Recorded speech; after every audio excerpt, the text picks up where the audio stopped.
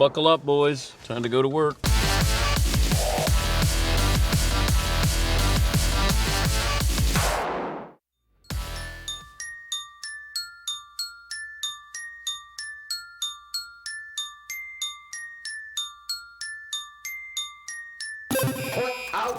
Jay Billis, at what point do you think this coronavirus, it's going to be, let's get nervous going to a basketball game time? I don't see the need to change the way I'm doing anything other than be a little bit more careful about, washing my hands than normal. Fresh, brand new virus. Welcome to the Dan Patrick Show. Yeah, see, there you go. Bringing you the biggest guests and best interviews. Ray Ratto, where can you win a championship over the next 2 years aside from New England? I don't know what the Niners feel. The struggles that Brady had down the stretch are more indicative of the weapons around him or of a quarterback who's starting to see the event horizon. Broadcasting from the Mercedes Man Cave. White hot report here. This is Dan Patrick. Hope you had a great weekend, everybody. Gang's all here, healthy, happy, and ready to dive in the next 3 hours. We'll talk to Reggie Miller a little bit later on, following the Lakers' impressive wins over the weekend against the Bucks and the Clippers. Kentucky head coach John Calipari will join us coming up in a little bit as well. Exciting news. We have our bracket challenge. Now, we have our celebrity bracket challenge where we have people from Josh Duhamel to Adam Sandler to J.J. Watt. We've had so many different people, Jim Parsons from The Big Bang Theory. And we thought, why not let the audience in on this? Now, last year we had 5 of our members of the audience who were in the contest. Now I thought something bigger this year because we're on our own. We don't have to answer to anybody else. And I said, how about the winner of the Celebrity Bracket Challenge, who is a member of the audience, gets to be a Danette for a day. And if you play your odds right, Fritzy will probably be sick one of those days, and then you can just fill in for Fritzy. But I'll give you more details. I just want to let you know we will have our celebrities in the bracket challenge. Fritzy's done a great job with this. You'll be able to compete, and if you win, you will be a Danette for a day. So details forthcoming on the program. You can watch if you like all 3 hours, and it doesn't cost you anything except for 3 hours. YouTube.com/The Dan Patrick Show. And, of course, you can listen on our great radio affiliates numbering 362. We're on Fox Sports Radio and distributed by Premier Radio. In the era of load management, the NBA has come under a lot of fire. And I've said this before, the regular season games don't matter that much. And there is some truth to that. But if you got to watch the Lakers the last 2 games, those games meant a little bit. They came into the weekend a combined 0 for 3 against the Bucks and Clippers this season. Probably the 2 teams that are going to have to go through to win a championship. Led by LeBron and AD, they won both games. And this was as much of a regular season statement as anybody has made, certainly these days. LeBron has put to rest any notion that the Greek Freak and Kawhi have passed him by. You get the sense his teammates are starting to believe that they can beat anyone. And if you look at nobody has an answer like they do. When Anthony Davis is healthy, LeBron and AD are the best 2-man team in the game. The question will be, will he stay healthy, and will they get some contributions? They had Avery Bradley, who had a big day yesterday. You're going to have that third piece contribute, and contribute consistently as you get towards the end of the regular season and the postseason. But these 2 games send a message. The road to the championship may run through Los Angeles, and to be more specific, running through Los Angeles through LeBron and the Lakers. It was, Mike Breen at one point yesterday said, this is fun. And it was, because it felt like it mattered, and it was really, really, competitive. But you go from beating the Bucks to then beating the Clippers, 2 days later. That's impressive. And LeBron at one point, he didn't take a shot in the third quarter. Now, his critics will probably say, is he shrinking in the moment? No, he's a point guard this year. And he's become a true point guard, which is really interesting. And I don't know, when they vote for the All-NBA, is he going to be a point guard this year? I don't know how many times you've had a player be All-Pro at a different position. And they still do this, 2 guards, 2 forwards, and a center, which I have petitioned the commissioner to say, that's not what basketball is anymore. Who is a true point guard? John Stockton's not playing anymore. But, and even your center doesn't play as a center. unless it's Rudy Gobert, and then he just, stays underneath and plays great defense. But LeBron's probably going to be first-team All-Pro at point guard. And then I'm curious about, how they distribute some of these other positions there. I don't know is Kawhi a 2? Is Paul George a 2? Is Kawhi a 3? Is Paul George a 3? We don't know. What's Zion? What's Luka? That's what basketball's become. It's your 5 can be a 2 and your 2 can be a 5. It's kind of crazy. But LeBron yesterday showed his versatility. And look, the Clippers are going to be a tough beat for the Lakers. But I just don't think that their 2 matches the Lakers' 2. When Anthony Davis is playing well, and you saw that offensively and defensively, had a couple blocks, shoots the 3, and he can be as dangerous as the Greek Freak. In fact, he was the Greek Freak before the Greek Freak, when you think about it. Then he got hurt, and then, aside from the Greek part, he was the Freak part. But, then he disappeared in New Orleans, and then all of a sudden he reemerges, and we go, oh, my gosh, he can be spectacular. But, in fact, we'll talk to John Calipari about the development of Anthony Davis, because he has a very, very good shot. He's a better outside shooter than the Greek Freak is. Greek Freak is better at penetrating there. They're both great defensively, but I sort of see the same player, just a younger version with the Greek Freak. And yes, I know, Milwaukee fans, I hear you. Why are you on LeBron's bandwagon? I just know what I see. That's all. And I'm telling you what I'm seeing, and now you're hearing everybody jump on LeBron for MVP. Okay? Mine started 2 weeks ago. I even said at the beginning of the year. I go back and forth with Doug Gottlieb. Everybody telling me Kawhi's better than LeBron. I said, no, he's not. No. At times he can be, but no, he's not. LeBron is still the most valuable player in the game. Now, he's not the best player. He's the most valuable player. Ask Spurs fans about Kawhi. He tapped out, okay? He went to Toronto. He won a championship. Great, and he was spectacular. He's not better than LeBron James. He's just not. There's nobody like LeBron. And they're just people who don't like him for whatever reason. He's the most valuable player in the game. He is. Now, Greek Freak is a better player. I'll give you that. He's a better all-around. LeBron's 35. Somebody eventually has to be better than him. But LeBron could be the oldest MVP, I think, in league history. Karl Malone was 35. Karl Malone won the MVP at 33 and then at 35. LeBron, actually, he'd be the third all-time to win the award at 35 or older. Karl Malone and Michael Jordan won it at 35. But LeBron is 30. He'll be 35 and 107 days to be exact. So that put him second on the all-time list behind Karl Malone, oldest MVPs. Stat of the day, stat of the day, stat of the day, stat of the day. Here comes that what? Stat of the day. This program brought to you by the great folks at True Car. True Car. Go to True Car and build the car you want. You can compare models and options from discovery to pricing to reviews. Get everything you need with the new True Car. McLevin, you got a poll question for me today. Well, let's start with Lakers or the field for the title after this weekend. Is that a fair question now? Sure, because now if 70 wins are off the table because the Greek Freak got injured, now it's a little bit different. I think if he got to a magical number like 70, then he would be your MVP. If they win 68, 67, as strange as that's going to sound, I don't know if he's going to win the MVP. There's a lot of momentum for that. But I think LeBron this weekend, that's the kind of weekend that you look back upon when you're voting and say, you know what, he went back-to-back games against the best teams, and he beat them. Yeah, McLevin. No, it might be interesting to do a LeBron versus Giannis MVP poll today and see if it changes in 3 weeks by the end. I wonder, I think we did it before, and I think Giannis won pretty handily. Yeah. But I'll bet you it's coming down. I mean, your bandwagon. Well, it should come down. But I think people just forget. Greek Freak is still new. There's still some freshness to that.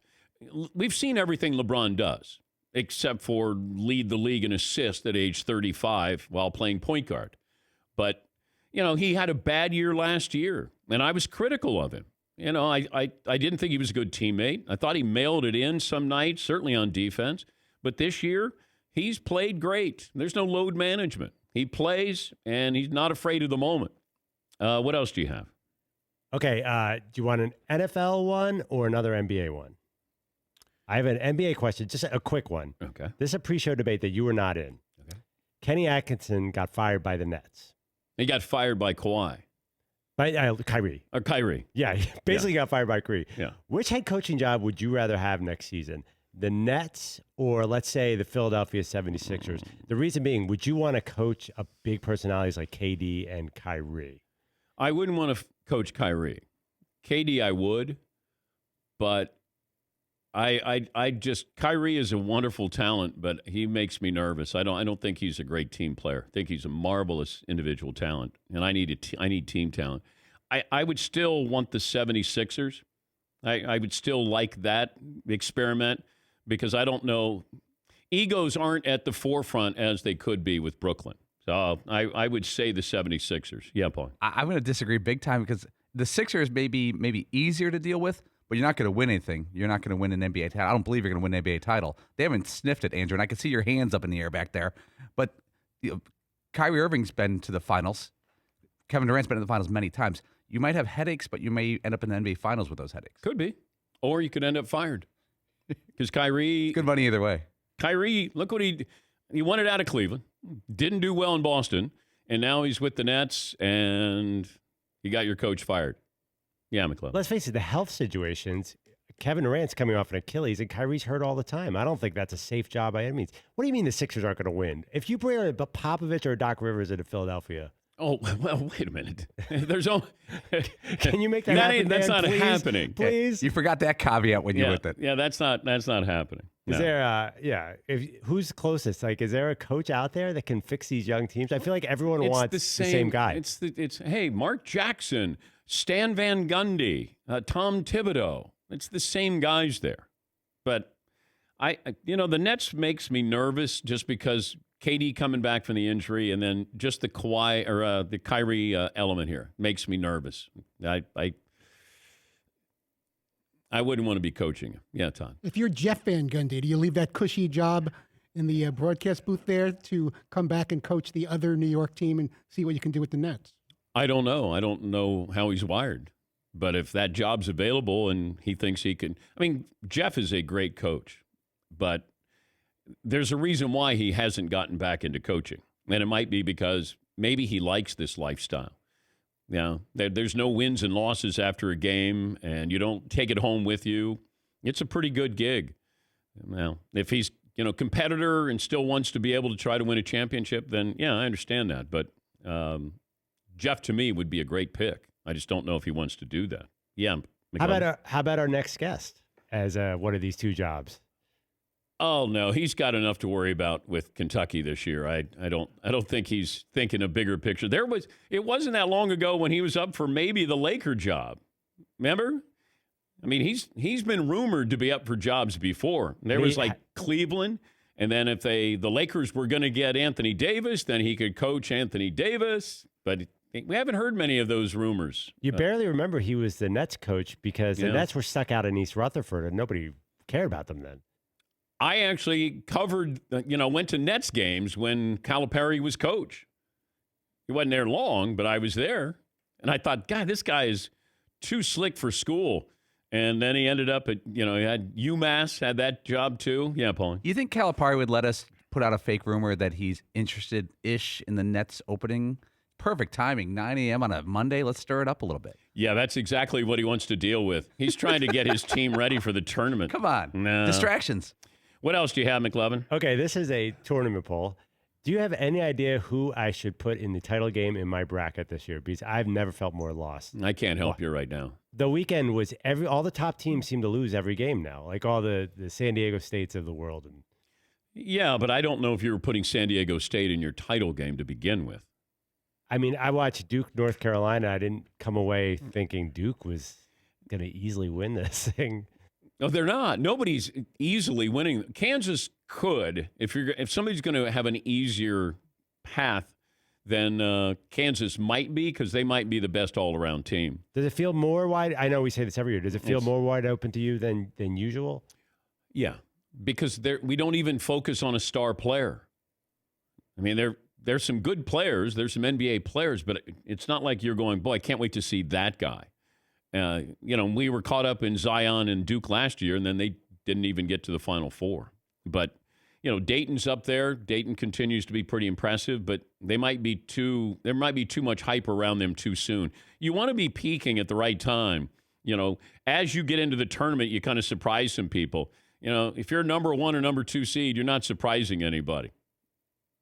And then all of a sudden you start to believe what people are saying about you instead of proving it every single night, which is what they've had to do all season long. What else do you have? Okay, NFL, when you're ready for it, we do have, because we need the traffic, we have a Dak Prescott poll. It's clicks.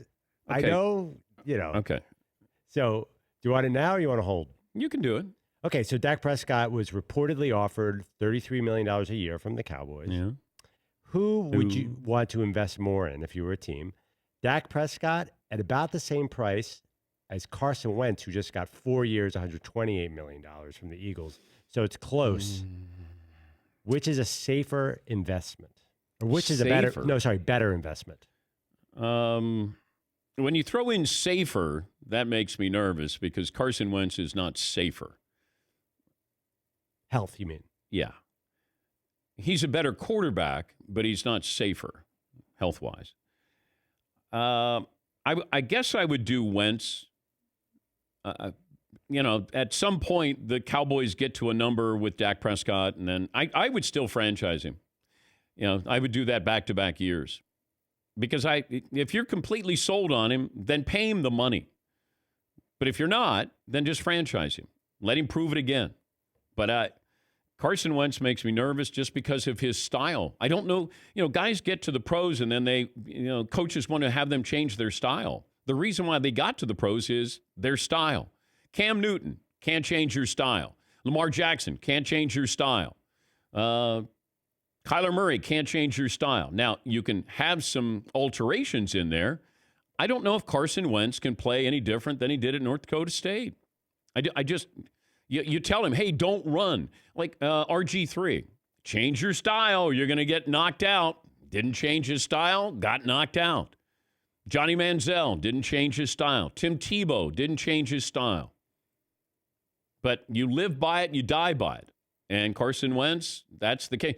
Dak Prescott actually changed his style a little bit because he was a runner his junior year at Mississippi State, and then he became a little bit more of a passer. It's like Steph Curry. Steph Curry's second to last year at Davidson, he was a scorer. Then he wanted to be a point guard. He stayed one more year to be a point guard, and that was just to prepare for the NBA. But I would probably take Carson Wentz talent-wise, but as far as health-wise, I would go with Dak Prescott. Yeah, McLovin. By the way, in all these stories about the owners coming back with a worse deal next time, one of the things that people are throwing out is they might ask for a quarterback salary cap that we mentioned. Yeah, they might do a separate cap for quarterbacks. It's just they floated that as a possible idea, which would be, I guess, a worse deal.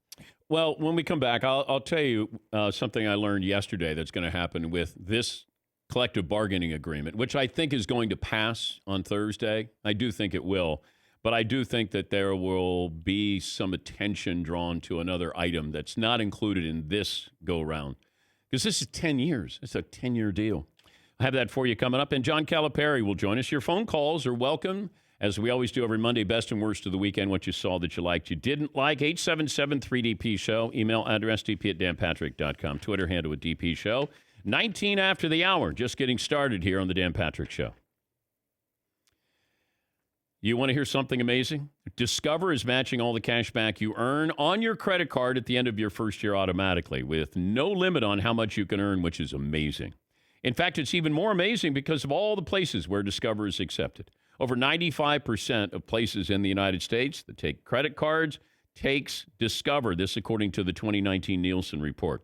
So get used to hearing the word yes when it comes to your Discover credit card. Learn more at discover.com/yes. Discover.com/yes. Limitations apply.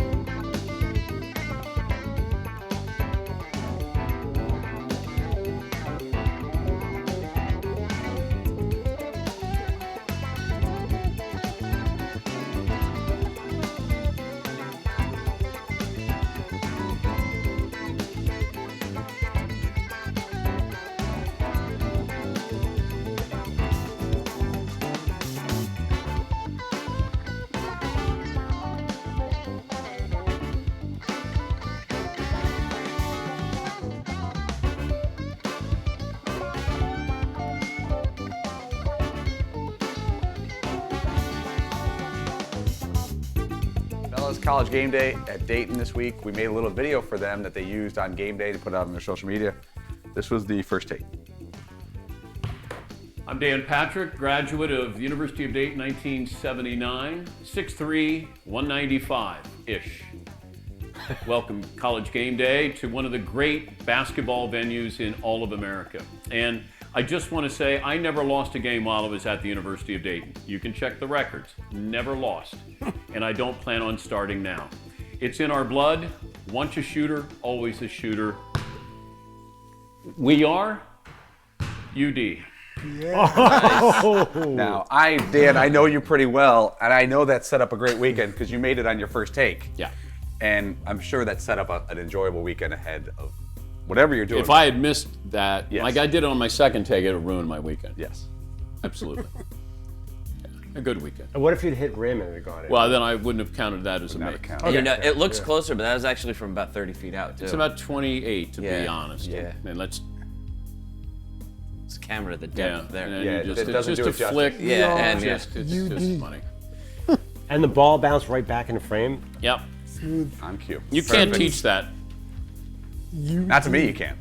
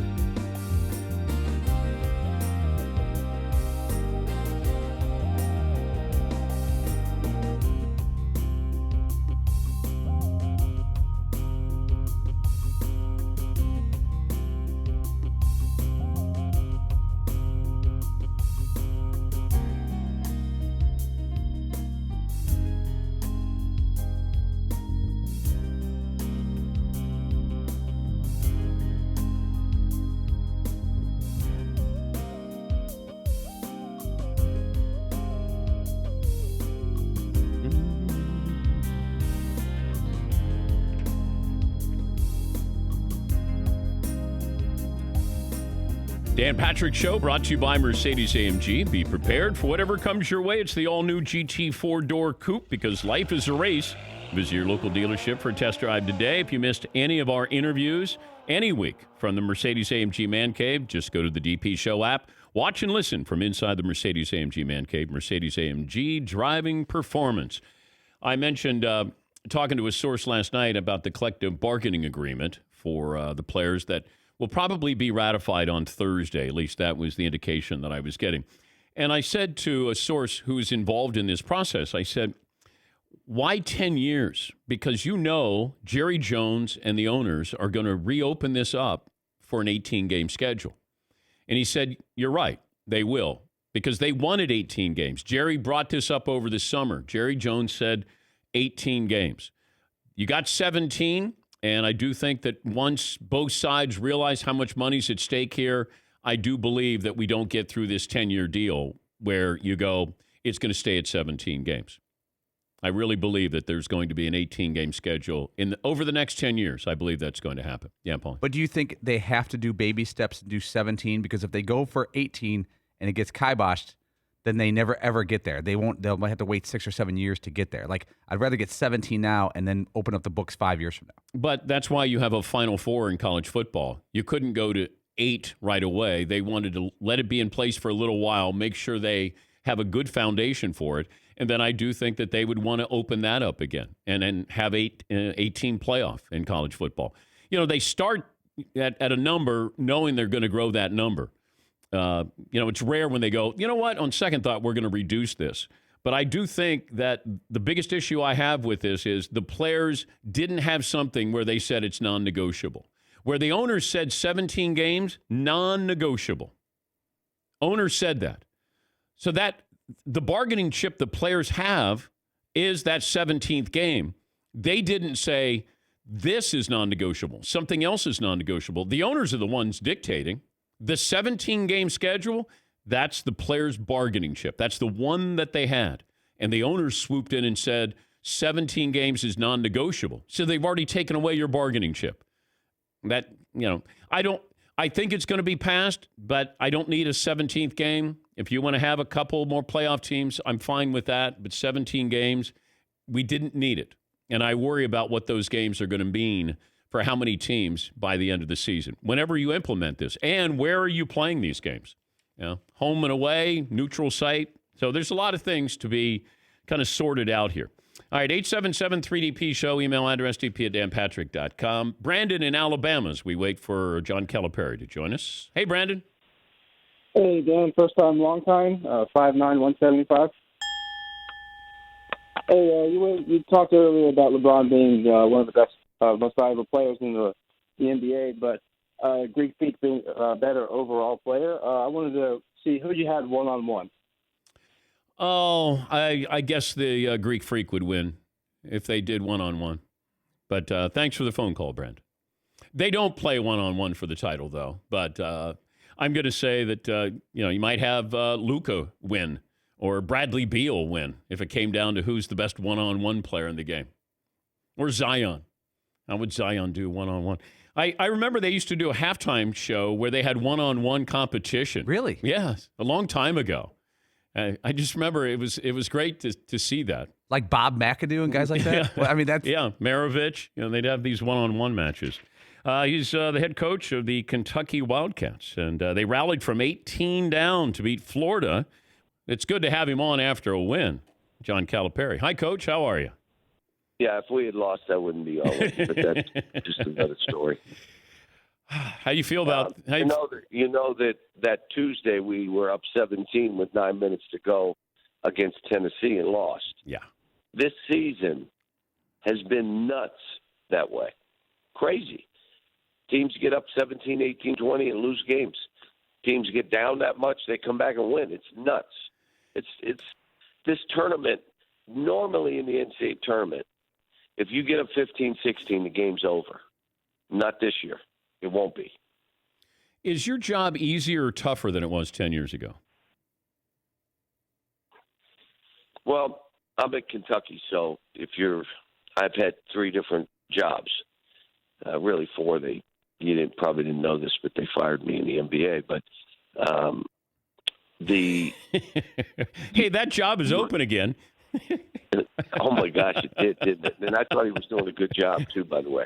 Yeah. But what I would tell you is that if they go to this transfer rule where you can transfer without sitting out, I'm happy I'm at Kentucky because it won't have that kind of effect on Kentucky. But if you're at a mid-major program where I've been most of my career, you're at a lower major, lower Division I, any high school kid that you're recruiting that can really play, you're preparing him for the next coach. Oh, boy. So you end up having to recruit junior college players or grad transfers or, kids that are just okay. But I heard a great story, and this is what you should have heard when you were playing, Dan, okay? Guy says to me, I heard Dean Smith go to a basketball clinic, and he looked around the room and he said, listen, if you're a player and you think you're Division I, like you did, your coach thinks you're Division II, which your coach did, then go Division III. So the kids think of themselves in a totally different way than anybody else would think of. And so that is going to change this game. And I don't have the answers yet because I haven't spent time on it. But kids are going to play and play well and then call Kentucky and a couple schools and say, can I finish up with you because I want to be XYZ. I just see a little bit of a disaster on the horizon with that. Then I said, if coaches tamper with another coach's players, he should be fired, even if he does it through AAU coaches or high school coaches, does it a roundabout, get the phone records, figure it out, put the dots together, you're fired. But they said, the coaches came back and said, well, then all the bad guys will do it. And I said, well, the option is we have our business cards in the handshake line after the game, and we're giving each kid on the other team our business cards. I mean, you got to do something. Yeah. So we've got something that's going to make our game not better. And I'm for kids. Like I'm for it. I think kids should leave early if they want to out of high school. They shouldn't do the baseball rule. Let them go out of high school, and the kids that come, if someone grows to 6'11", let him go after a year. But, what do I know? No one listens to me. My kids don't listen to me. My wife doesn't listen to me. No one listens to me. I'm listening to you. That's all you're doing. That's what's wrong with you. You sick? No, I just listen. You're a guest. I'm listening to you. You're not a good listener, so stop it. Yeah. You're not a good listener. I let you speak. I listen. Or do you just wait for me to stop so you can make your next point? Yeah, I just wait till you run out of breath, and then I go, okay, now I can do it. Now I can do it. And I even brought up how much money the Kentucky players have made in the NBA. I mean, you love that topic. Yeah, we don't talk about that $2 billion. When Anthony Davis, when he first got to Kentucky, he wasn't ready for the NBA then, right? Well, his high school team had won 7 games that year. Yeah. His junior year, they won 6 games. He went from 6'3" to 6'11" in, a short period of time. When he came on campus, our college president at the time, Dr. Todd, grabbed me because he said, that is the greatest family, mom, dad, this young man. And you know what's great, Coach? He's going to be here longer than 1 year. Anybody that skinny, there's no way. Yeah. And I said, Dr. Todd, he won't be here more than 1 year. So when you looked at him, you didn't think so. He played like he was a guard, which he does now, but we had him where he would block shots, could play next to the rim, could play out on the floor. We put him in the high post, top of the key. We made him master stuff. Could he have gone to the NBA and been fine? Probably. But why not do what he did and walk into the NBA as, what he was, which is he's ridiculous. Can I ask you this? Where's the talk of him for MVP? Why isn't there – he's had 30 in 5 straight games, and no one's talking about Anthony Davis for Player of the Year. Now, he's fine if other players on the Lakers are doing well. He'll defer. But I watched them against the Clippers. His ability to block shots, change shots, and still play, pass, make threes, score around the goal on tip-ins because you can't guard him. He's too quick. And he can guard 5 positions. Why isn't he in the equation for MVP? No, it's a fair point. And maybe he wins Defensive Player of the Year. I think that if he plays well, then they'll win the championship. I think he's that valuable to the Lakers. I think LeBron has just overshadowed him because what he's doing at his age. We love stories, Coach. LeBron at 35 as a point guard leading the league in assists, and they're going to challenge the Bucks for the best record in the league. That's a great storyline, and sometimes storylines win MVPs. Anthony Davis is getting lost a little bit. And the Greek Freak is playing well, and there's probably 2 or 3 other guys, but if they win, it should be he or LeBron, either one. And you don't know how it's going to finish.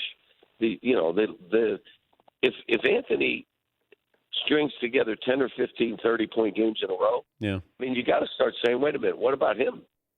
Yeah, but I got to keep him healthy, and if he stays healthy and plays at the level that we think he should, then that's why they'll win the They'll win the championship because of Anthony Davis. I think that LeBron is the MVP. Right. You're right. Yeah. That's pretty. That's like somebody that's knowledgeable about basketball saying that. Thank you. Get that from somebody? Thank you, Coach. Yeah, Jay Billis gives me everything there. Oh yeah, okay. In the last 6 years, were you ever offered the Lakers job? Now that it doesn't matter, but were you ever officially? No. You never were. Was it close?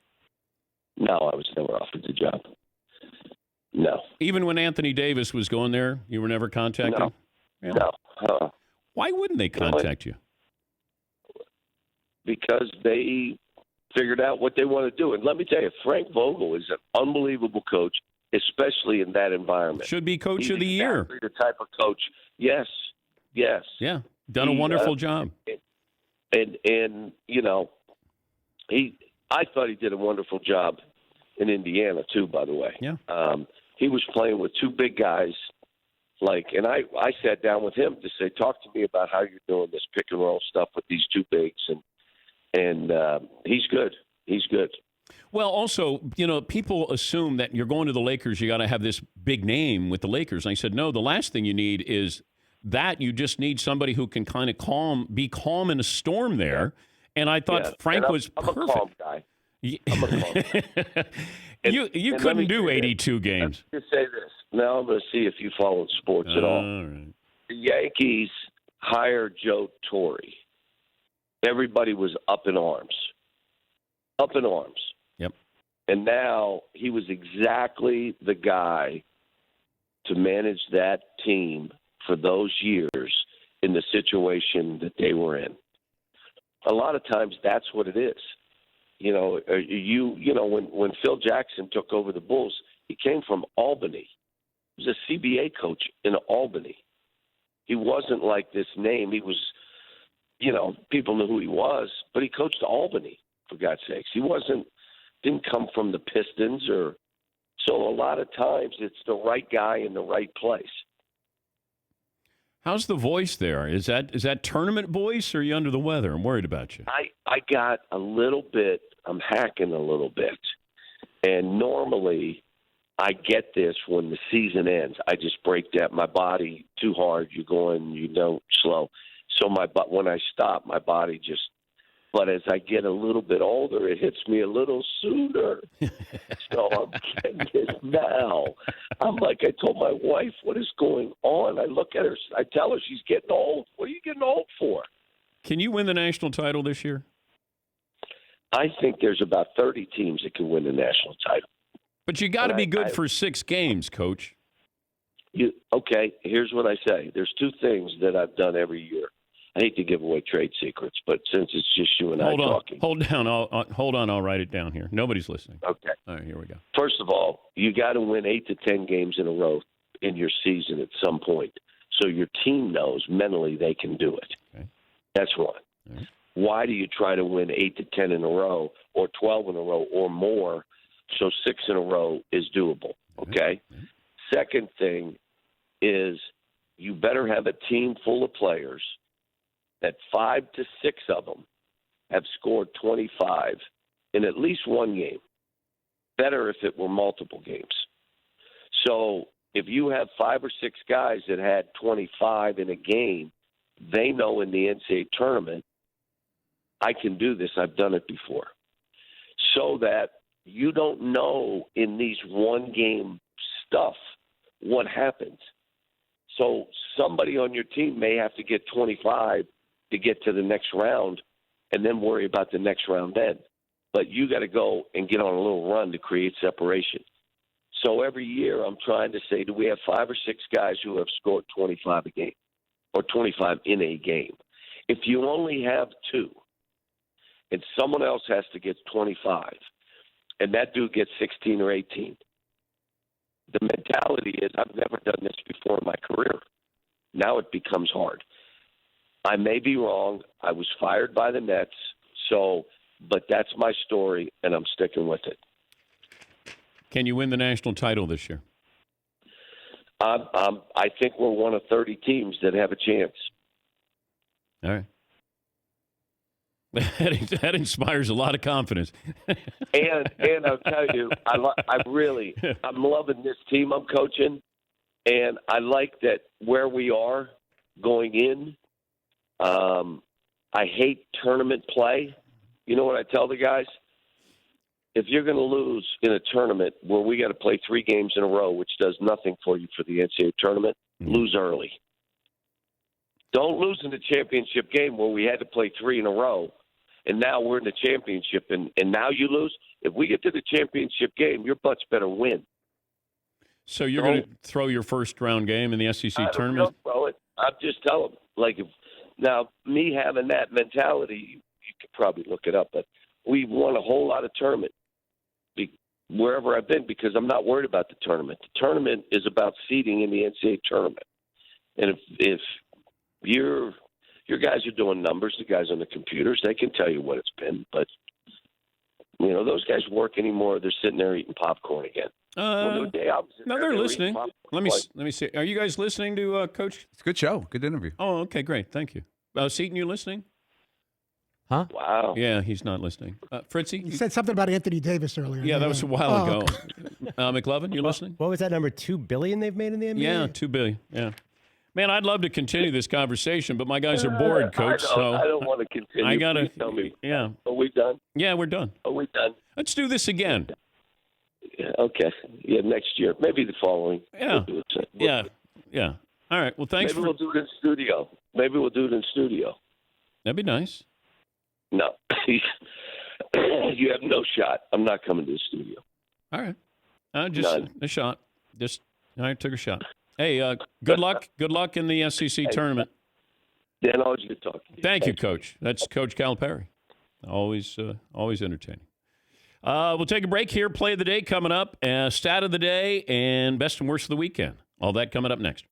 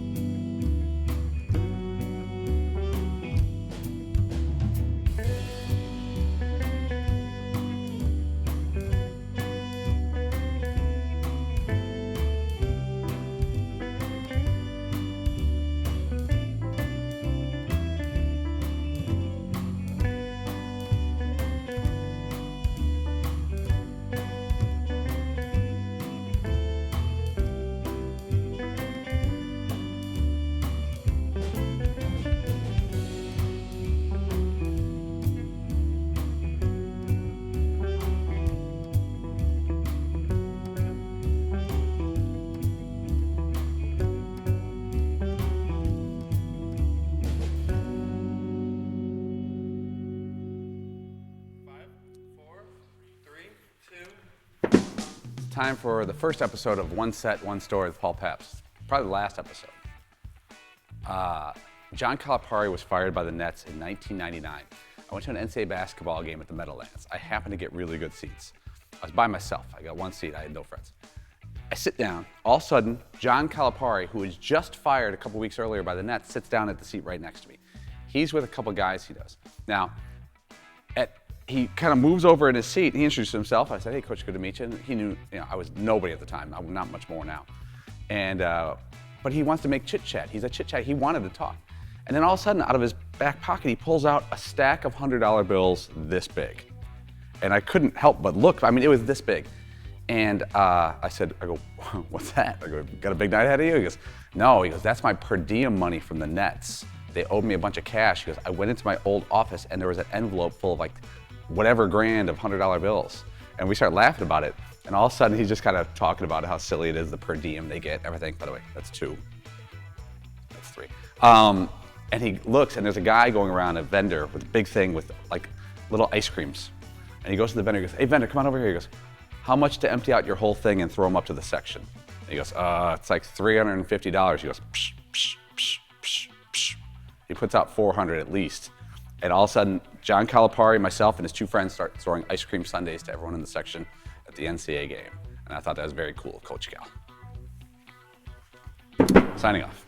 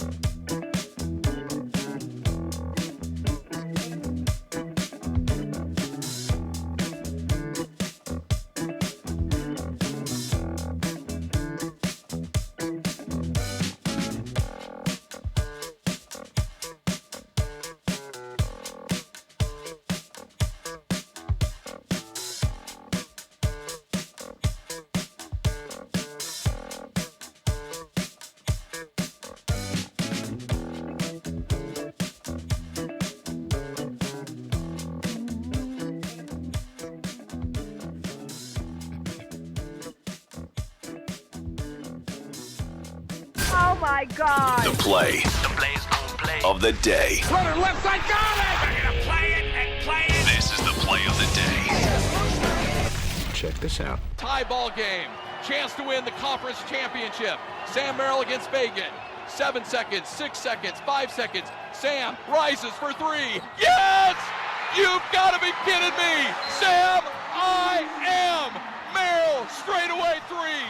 2.5 seconds left in the game. Sam Merrill is a freaking stud. Courtesy of Learfield IMG College. Imagine Dragons, who are from Utah. A little radioactive. Sam Merrill and Utah State win the Mountain West Conference title. Tonight, it'll be Wofford taking on East Tennessee State for the Southern Conference Championship. And they get to punch their ticket, as we like to say. Play of the day. Play of the day brought to you by Tecovas. Tecovas boots are handmade, full-grain leathers by world-class boot makers.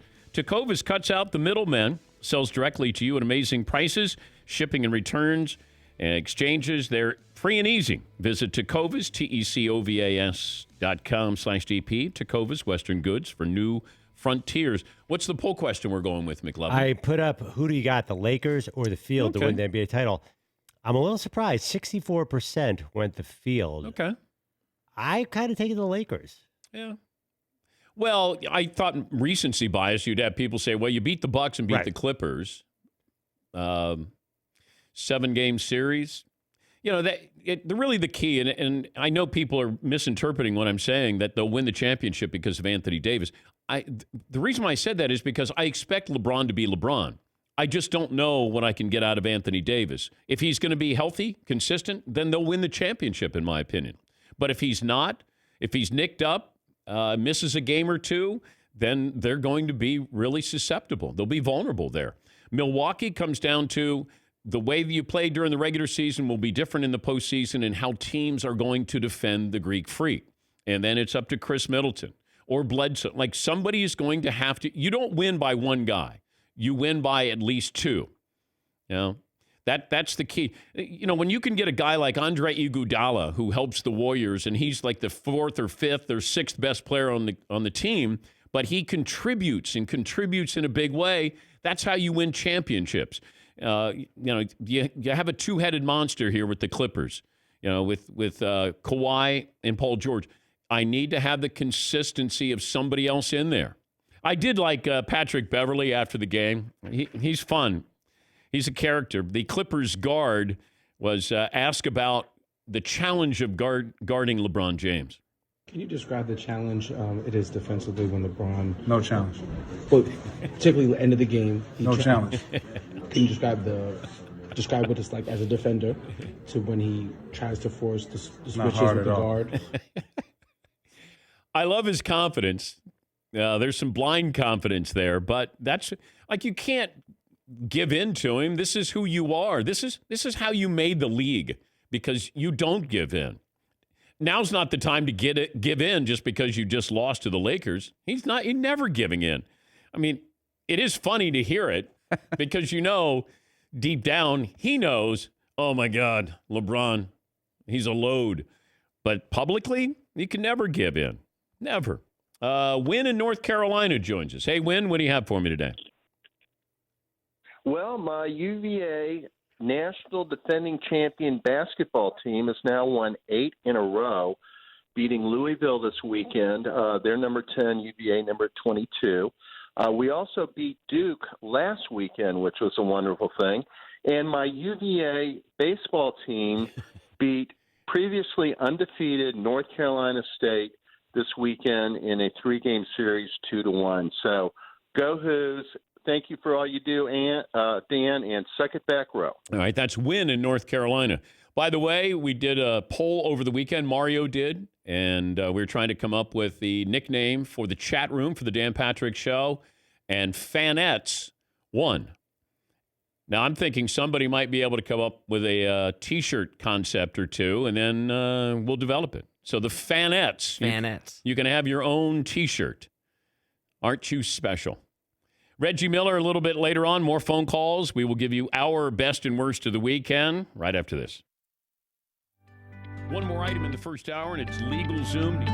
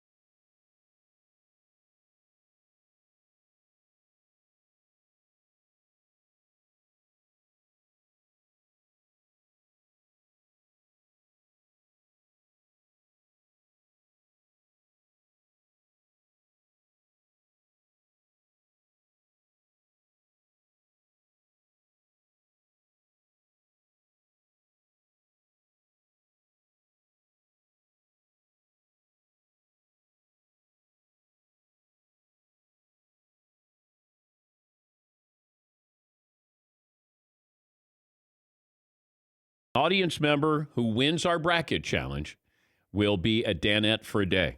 And you can decide to sit in the front row or the back row if you want to, but that'll be the grand prize. But details are forthcoming on that. Poll question, McLovin, from the first hour, and we're going to stay with it. Okay, the first hour was, who do you got, the Lakers or the field? 64% went to field. I say we get a baseline of where the LeBron-Giannis MVP race is right now with our audience. You could do that for this hour. There might be recency bias, but I think it's legitimate. I've said all along that LeBron was the MVP. It's starting to close a little bit here, but I assume the Greek Freak is going to be your MVP, but there's still a little bit of basketball left to be played. He's not playing a couple of games here, and if they don't get to 70 wins, I don't think he's going to win the MVP. I think 70 wins will be magical for the voters. It's storylines play a large role in this. Like it or not, they do. And LeBron is a great storyline. And if the Bucks get to 70 wins, that's a great storyline as well. But you saw LeBron yesterday that he can hurt you without taking a shot. There are very few players in the history of the NBA who can dominate, take over a game without scoring. Magic Johnson was brilliant at doing that. John Stockton could do that. You had defensive players who could do that. You know, Bill Russell didn't have to score and he could take over a game. These guys who don't need to score but can still dominate, LeBron didn't take a shot in the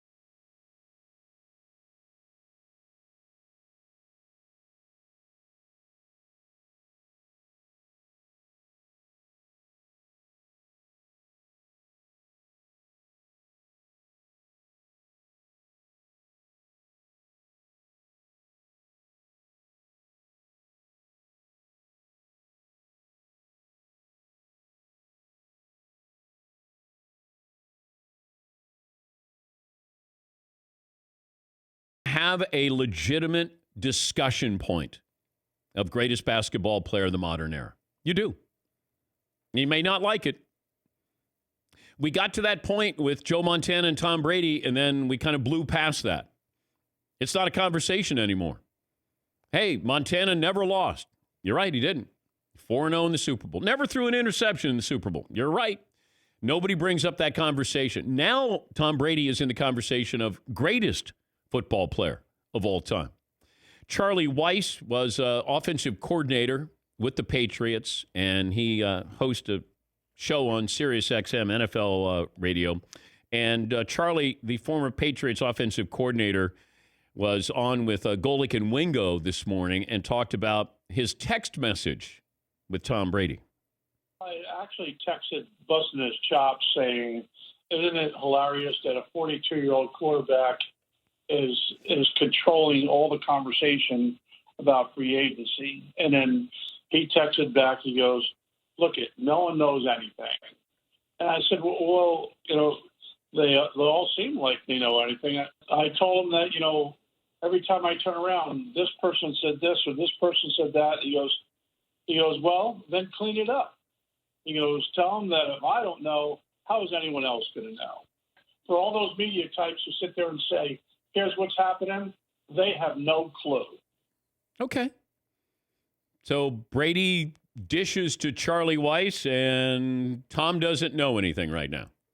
Does anybody in their right mind believe that Tom Brady does not know what's going on? Paulie? No, I don't think that's what they're saying. Tom is saying that nobody else knows because I haven't told anybody. My wife knows, my agent knows, and I know that the options. He just hasn't leaked anything. Somebody's saying something to somebody, and it's from Brady's side, because I can't imagine Belichick has sources close to him. Yes, he. Did Tommy just send out Charlie Weiss to clean up rumors for him? I think. What it kind of sounded like. I think, hey, clean it up. Charlie, clean it up. So weird. Yes, McLovin. Well, I was wondering if Charlie ran a little too fast with some of this, like being the spokesperson for Tom. Tom might have just been sort of casually bantering, and Charlie took it as, I'm sending a message for the Brady camp. Well, he said clean it up, And I don't know if he meant clean up the text message that he sent, because I think Brady had an expletive in there. And I don't know if that's what he meant by, hey, clean it up by telling people what I'm saying here. I have to believe these guys who prepare, they over-prepare. I don't think Brady's underprepared when it comes to this. I think he realizes where the Patriots stand on things and where the other teams stand on this. Nobody's waiting for free agency to contact his agent or a source close to his source. That's not happening. What happens every free agency period? 5 minutes after free agency starts, deals are done. It's because there have been intermediaries, and you get the message out, this is what it's going to take. How many years? All of those things. What kind of weapons are we going to have? What are we going to do with our draft picks? You know, the Patriots have to decide. I would love to know what the Patriots' plan B is. I'd like to know what the backup plan is, like the wish list. You know, are they going to go after a tight end? Yes, they're going to go after a tight end. They're going to go after another wide receiver. You know, is Andy Dalton plan B? Yes. Why does his name keep coming up? It's funny that you said Andy Dalton, because we were just saying on the other side of the glass, why does Andy Dalton's name keep popping up in this? Because he fits in with the Patriots. I think he'd be the perfect quarterback to just put him in there, similar style to Brady, and he's a veteran. He's not controversial. He's not going to cost you a fortune. He'll appreciate second life here. And, you know, he's relatively young compared to Brady, 10 years younger. Yeah, McLevin. If I'm Andy Dalton, I want no part of Foxborough. None whatsoever. Why? That is a terrible place to go. Why? Why are you going to follow Tom Brady? Well, it's either that or where's he going? Well, Do you want to start Chicago. in New England or back up in Chicago? Well, I think the thinking is maybe he'll start in Chicago because he's, I guess the OC there was his OC, Bill Lazor, and or I don't know if he's OC, but honestly, I think it's an Eddie quarterback. I think it's a bad place to go. Aren't you going to be crushed by the legacy of Tom Brady? Well, somebody's eventually going to go in there, but you can't be afraid of it. Like, if you're afraid of it, then, you know, you shouldn't be playing the position. I like the Jimmy G for Tom Brady trade there. That one to me fits more perfectly. Jimmy G would be very comfortable there. He's probably, yeah, because Belichick would embrace him. I love how the Patriots still go, there's no truth to that. Tommy didn't. And I like how they call him Tommy. Like, you always feel like you're closer to somebody when you add, you know, a couple of letters and then the Y. Like, he's not Tom, he's Tommy. And these guys who have coached him, like, they call him Tommy. Everybody calls him, hey, he's Tommy. Everybody else, you know, we call him Tom Brady, but those close to him call him Tommy. Yes, Seatney. But it feels like you can't really take anybody seriously when they're talking about Tommy. But if you say, I'm hearing Tom is going to go to the Titans. Hey, look, okay? Nobody knows what's going on here yet because Tommy hasn't told them what's going on yet, okay? And until Tommy makes up his mind, and Tommy will start telling people what Tommy's going to do. I It just sounds I weird. did make it an hour without bringing up Tom Brady today. I'm trying to do my best, but, you know, Charlie Weiss had that's the first piece of real information we've had from Brady. Hey, clean it up, Charlie. Nobody knows bleep about what's going on with me. Okay. Yeah, Paul. By the way, calling Tom Tommy is the football version of calling Robert De Niro, Bob or Bobby. When you hear someone say, yeah, Bobby and I were working on a film. Oh, you're friends with him. Like, you see someone on Letterman back in the day, there'd be some mid-level actor. So I was working with Mr. De Niro, or Robert De Niro, you knew they're not friends. Bobby D. Yeah. Tight. That's a good call. That's what Scorsese would say with De Niro. So, so I said to Bobby, you know, we need to do that, The Irishman. We're thinking about this.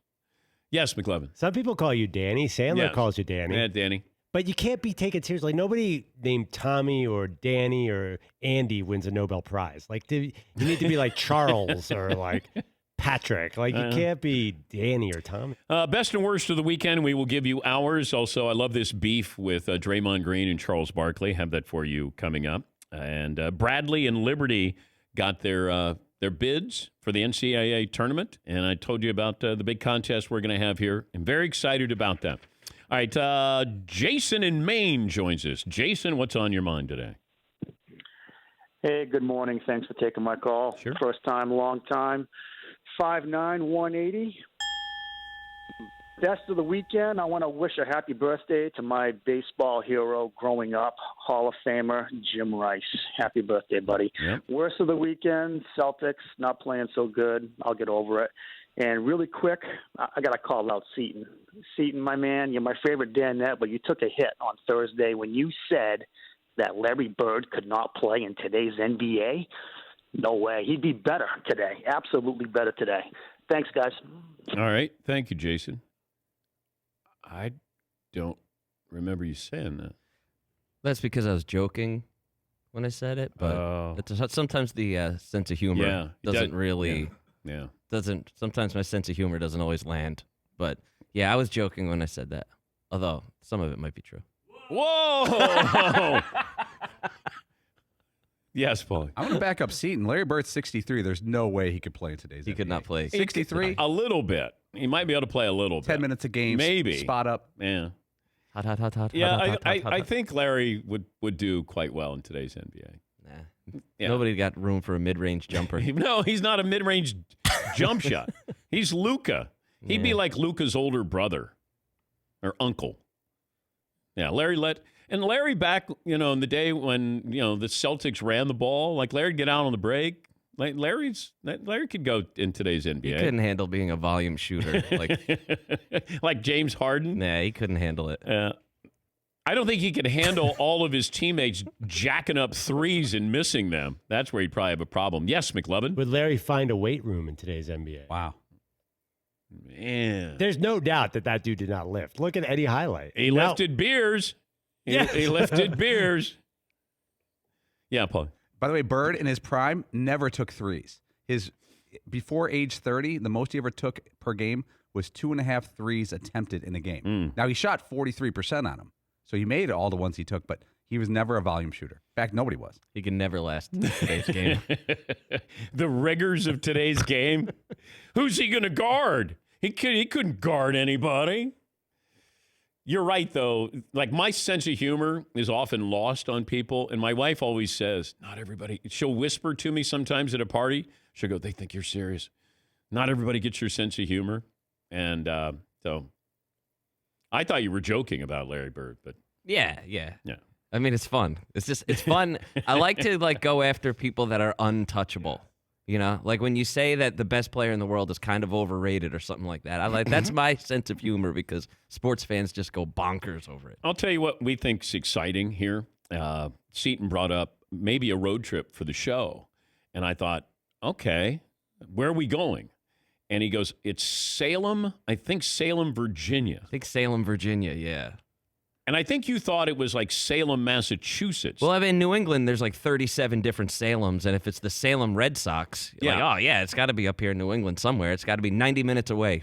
Yeah. There's a dozen Salems within 90 minutes of here. And then I went, well, why am I going to Salem, Virginia? And the reason is? Apparently, they're having a Nickelback night coming up here in June. About time. Friday, June 5th. Come celebrate the life and legacy of Nickelback. Is Nickelback going to be there? I don't think so. See, that's the great part of it. The fact that if they're there, then I don't want to go. But if they're not there, then that would be fun to celebrate Nickelback. Finally, Nickelback gets to be celebrated. I want to go to this so bad, and I'm not really sure why. I'm not a Red Sox fan. I don't feel like going all the way to Virginia, and I'm not a Nickelback fan either. But, man, does that sound like a fascinating evening? It does. I'd be curious how you celebrate Nickelback. Yeah, Paul. I'm on their website at visitroanoke.com. Join us for an entire night celebrating the legacy of Nickelback. We will have a photograph frame giveaway presented by Alsco. I guess you get a picture of Nickelback? No, Nickelback in Red Sox jerseys, it appears. You telling me you don't want to go there? And I want to go there and just ask people if they're there for baseball or Nickelback. Which one are they more a fan of? Salem, Virginia. All right. How far away is that? I don't know. Google it. MapQuest it. Jeff in Detroit joins us. Hi, Jeff. What do you have for me today? Oh, Dan, I think the best thing about your show is you guys really do get on the callers. And it's the funniest thing in the world. Been calling for years, and I love it every time. the cynicalness, the smart aleck answers, great. Best and worst of the weekend. My best is going to be 60 degrees here in Detroit, Michigan. Wonderful day. Got to take in some NBA games. LeBron James is the best player. I've seen him take down people left and right, and he continues to just deliver every time. Worst of the weekend is going to be, promised my mama, who's 85 years of age, that I would go to church with her Sunday morning, and she does the early service. Guess who was at church an hour late? Oh, they no. were walking out as I'm coming in, dude. Oh, man. I had to end up buying mama pancakes and everything, brother. I tell you, Daylight it wasn't good. So savings. you're just not gonna come. I'm like, oh, the hour, Mom, I forgot. Springport, all that. My bad. Thank you, Jeff. Daylight savings. Yeah. Caleb in Oregon is back. Hi, Caleb. Hey, Dan. 5'10", 190. Best of the weekend was redeeming myself in front of my wife, so was able to dunk a small ball on a 10-foot hoop. So rim check Caleb is retired. It is now Vince Carter Caleb. Worst of the weekend was after a week of our stolen podcast stuff was recovered by police. They still won't return it to me, so we're still trying to get that back. All right. Well, thank you, Caleb. We'll take a break. We'll give you our best and worst of the weekend, plus the beef, the ongoing beef between, you probably didn't realize this, but the Charles Barkley, Draymond Green beef. And Barry Bonds feels like he was given a death sentence by Major League Baseball. Quote, "My heart, it's broken." We'll find out exactly why Barry feels this way and why he feels like baseball has ghosted him. We'll have that for you coming up right after this Dan Patrick Show. Discover, and maybe you'll discover what Todd needed a couple months to discover, and that is Discover matches all the cash back you earn on your credit card at the end of your first year automatically. Fantastic. Yeah, unbelievable. And I kept saying to Todd, there's no limit on how much you can earn. Because there's always a limit with these things and blackout dates and all No. the fine print, and they get cute like that. And Discover is accepted in over 95% of the places in the United States that take credit cards. On their way to 100, I'm hearing. Yes, that's according to the 2019 Nielsen report. Learn more at discover.com/yes. Limitations, like Todd, apply. To change the way I'm doing anything other than be a little bit more careful about, washing my hands than normal. Fresh, brand new virus. Welcome to the Dan Patrick Show. Yeah, see, there you go. Bringing you the biggest guests and best interviews. Ray Ratto, where can you win a championship over the next 2 years aside from New England? I don't know what the Niners feel.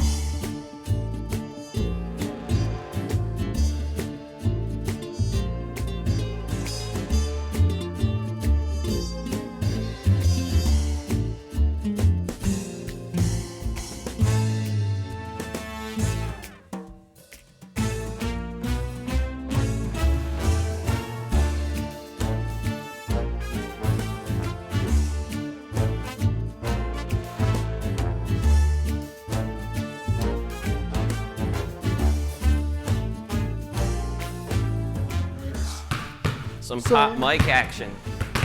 Shoot up there, toddler. Oh, for 3 so far. Foul. Foul. Okay. Foul. Foul. Fire up. Got hit 1.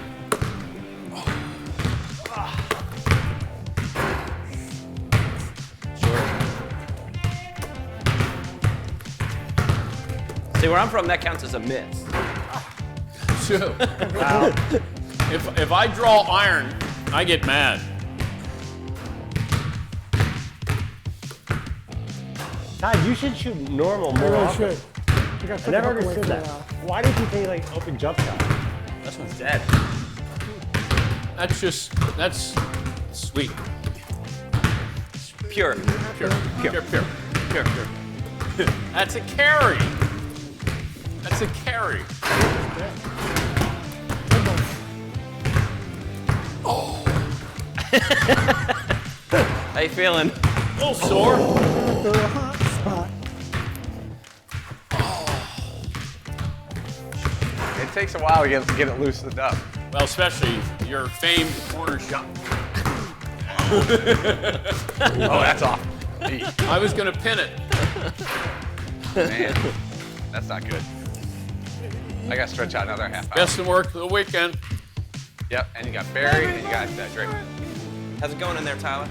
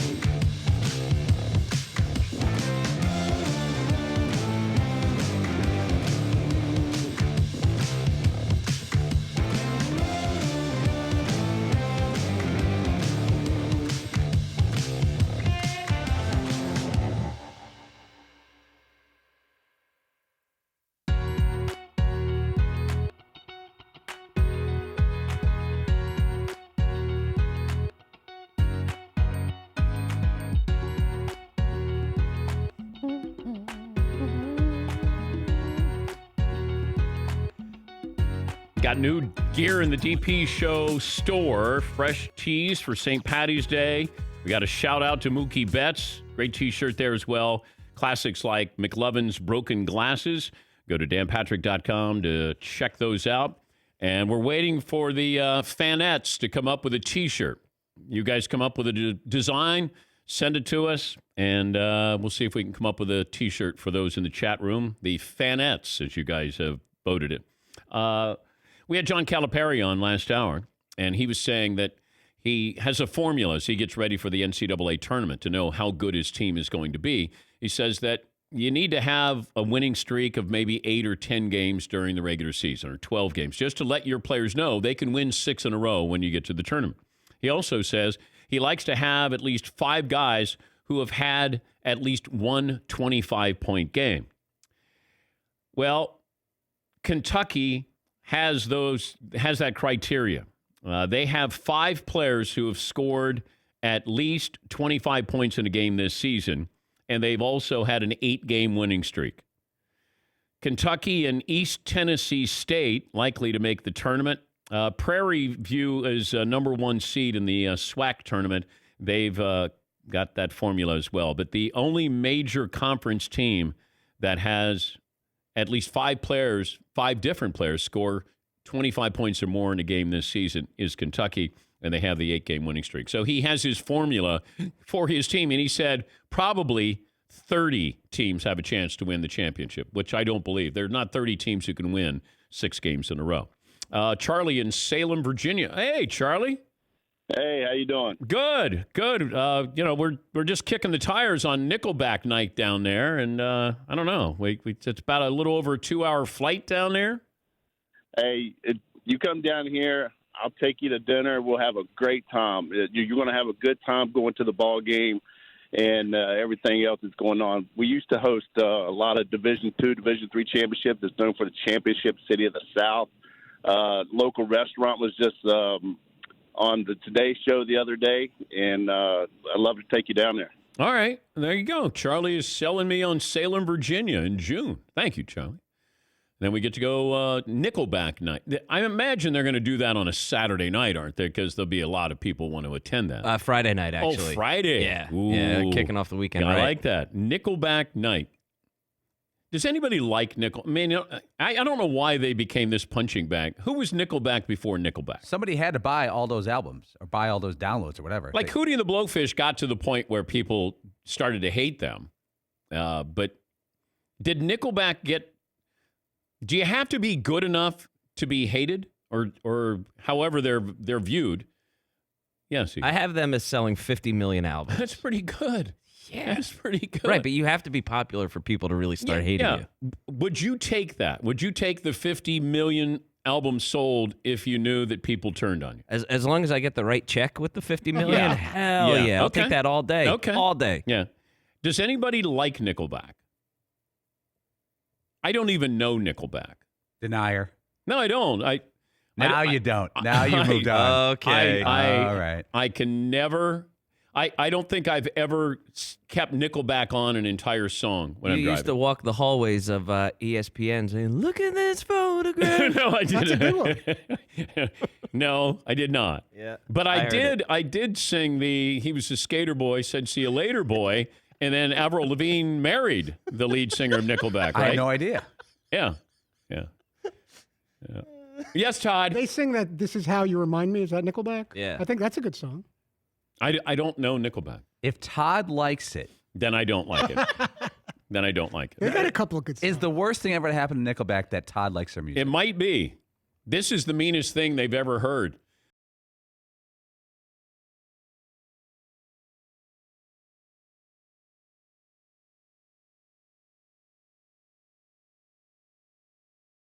Turn on Nickelback. What happened? Because somebody had to go, you know what? I don't like Nickelback. And then all of a sudden, the groundswell, and everybody's like, yeah, I agree. I don't like Nickelback. Yeah, see. Yeah, all of a sudden, everybody liked them. And it's like, oh, screw these guys. You know who was Nickelback before Nickelback? Creed. Oh. Creed was like, they were like this massively popular band. And then all of a sudden, something switched where it was like. I think that was the lead singer, Scott Stapp, that everybody turned on. That'd be correct. This guy's a poser. Yeah. Yeah. That would be correct. Yeah. Yeah. With arms wide open. Yeah, Paul. You know we have a Scott Stapp story. Remember when the first year I worked on the show, we went out to San Francisco, was it Pac Bell at the time? Or it was a phone company. So it was the World Series, Angels versus San Francisco. And a bunch of guys were doing a promotion for MasterCard, a bunch of celebrities. And it was Scott Stapp was down there singing and rehearsing. Andy Garcia was down there rehearsing. And Billy Crystal was down there rehearsing. You sent me down with my cell phone to get interviews with all three of those guys. Billy Crystal, yes. Dan Patrick, no problem. Billy Crystal did an interview. Andy Garcia, that sounds like fun. He grabbed the phone for me, did an interview. Scott Stapp told me no. I played golf with Scott Stapp at a celebrity golf event. And I think he just had, I don't know if he was married, but his wife or girlfriend was there with a baby, and they named it Jagger, if that sounds right. So I played in a celebrity golf event with him. Yes, Paulie. With club face wide open, you played with. Too easy. Golf. You know. Yeah, but I don't know. I knew the drummer in Creed. Like he was a sports fan. He stayed in touch, but I for some reason Scott Stapp was a rock star, and I was just a talking hairdo. So I don't know. Barry Bonds says baseball gave him, quote, a death sentence. My heart, it's broken. He was talking to Andrew Baggerly of The Athletic. My heart, it's broken, really broken, Bonds said. If they don't want me, just say you don't want me and be done with it. Just be done with it. He's got 2 more chances on the ballot. I think they're telling you that they are done with you. Don't you think by the response here? And, you know, I think Barry has to no, it's too late for him to understand. A-Rod, was caught cheating a couple of times and, was really a bad guy in baseball there for a long time. And he's had this reclamation project. Now he's everywhere. He's got shows and J-Lo and baseball, Sunday Night Baseball, and he reinvented himself. Well, Barry Bonds never reinvented himself. If you want people to like you, you have to give them a reason to like you. We forgive a lot in society. We're forgiving A-Rod, apparently. Look at him. He's never been bigger. Barry has never been likable. Never. And if he wants to do an interview and express who he really is right now, and maybe people can understand there's a different side, then great. I mean, we asked for years to have Bonds on. Even steroid-free, that if we were just going to talk about his new personality here.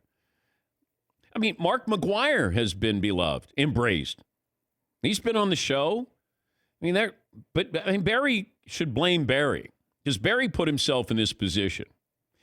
Barry Bonds could have retired as just a great player, first ballot Hall of Famer, if he didn't use steroids. But look at the money that he made. He made more money in those last 3 years than he did the previous years combined. Barry was never likable. You admired what he was doing, even if you did it with a suspicious eye, but he was still doing it better than everybody else who was doing it, who were using steroids there. Bonds is his own worst enemy. He's not a likable guy. A-Rod can give the appearance that he's a great guy. Mark McGwire, kind of a shy guy, quiet guy, but baseball's forgiven him. But Bonds is probably not getting into the Hall of Fame. The same with Roger Clemens. Yeah, Fritzy. Did he use so much of the clear that he actually feels like he looks like a ghost to Major League Baseball? Okay. I don't know about that one, but it's early in the show, early in the week. Got another hour and a half. Yeah, you took a shot. But gotta put it out the only way you can get a hit is just swinging the bat. Never leave the bat on your shoulder. Definitely not. Then why bother going to the plate? Actually, the more I think about it, sure, I'd leave the bat on your shoulder. Yeah. Here and there? Yeah, I would. Take my tush out and just take one for the team. I blame you for even putting him up to bat. Yep, okay. You shouldn't have put him I at put the him plate. in the lineup. Yeah, you put him in the lineup. Yeah, blame me. All you. I'm going to blame you, Skip. I'm going to blame you. Yeah, but, Bonds saying, I don't know how his heart is broken. Like, how is he surprised at all of this? Do you now have regret? Do you now understand? I mean, a lot of people do. But he cannot be surprised. So, but he says baseball has tried to shut him out of the sport. What did he want to do in this sport? Doesn't he go? Is he an instructor with the Giants? Does he still do that? Does he want to be a broadcaster? I mean, if he wanted to be it, I'd love to hear it. I remember when we had him on, the only thing he wanted to talk about was his home security company. And I went, I don't know if America really wants to hear that, but I mean, we can talk about it. Yeah, Paul. He was there to honor his home security system? Yes, I think so. And I went, that sounds familiar. It rings a bell. Yeah, they were like, Barry will come on, no steroid talk, and he wants to talk about his home security company. I went, no, I think we're going to pass on that one. Todd. You think that'd be journalistically unethical just to put him on to talk about that and not even get into any baseball? Well, I put people on who just talked about Qualcomm. So obviously, today we're honoring and supporting Qualcomm. The word honoring is nuts. Because I've never truly honored Qualcomm, but that's Matt Harvey. I did all those answers yesterday, and maybe at the appropriate time we can talk a little bit more about that, but. Obviously, today's about Qualcomm. Damn, that was so good. There was the headline in all the New York papers were Matt Harvey may need Tommy John surgery, and then he was surprised when you asked him about his elbow. Yeah, obviously today's about Qualcomm. But to be in the media capital of the world and not understand how this works, it's called quid pro quo. You come on, we talk about your injury, you get to promote your product. It was so good. And I did come on the next day because right after we got done with that interview, I looked at Fritzy and I was like, you got to be kidding me. we got to get this fixed here. And he was getting called. I think you had 3 phones up to 2 ears. And he was just getting crushed by every possible media outlet that heard that interview. Oh. So he almost had to come on the next day. It was that embarrassing. I know. And then, apparently they didn't prep him, because if they did, they would say, look, they're going to ask you about your career. They may ask you about your dating life. They may ask, all these things, the dark night, whatever. They're going to ask you all these things. You'll get your chance to get your 60-second plug-in for Qualcomm. Qualcomm is paying you, and then you pay us back by getting this exposure. That's how it works. But, oh, my God, when he did that, it was like...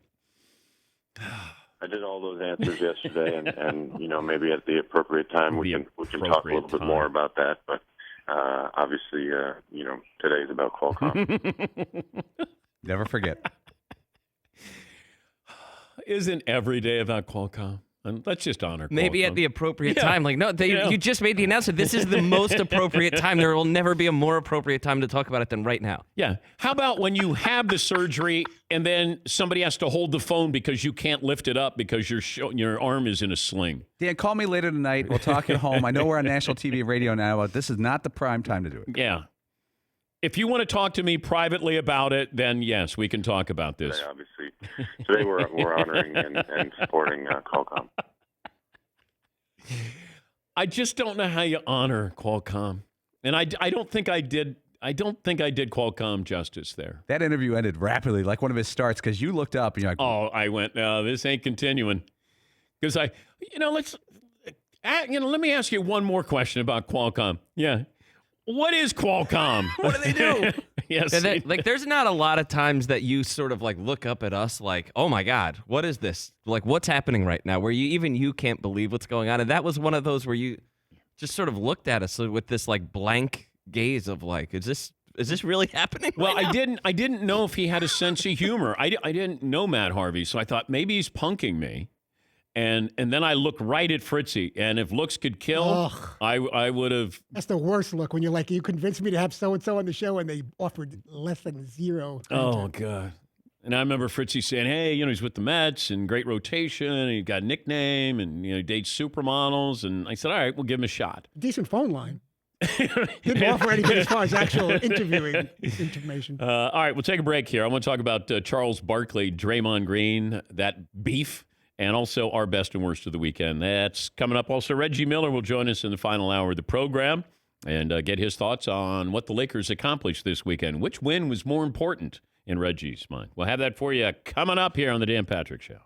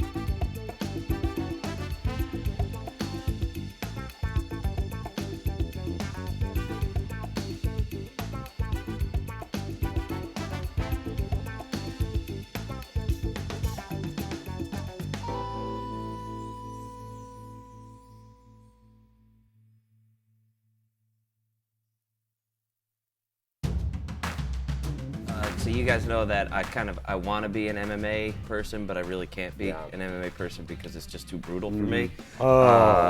This woman's name, I want to say it's Joanna Jędrzejczyk, but I'm not really sure how to say her name, so I apologize for that. So this is her sometime before the match, and then, oh my God! Oh!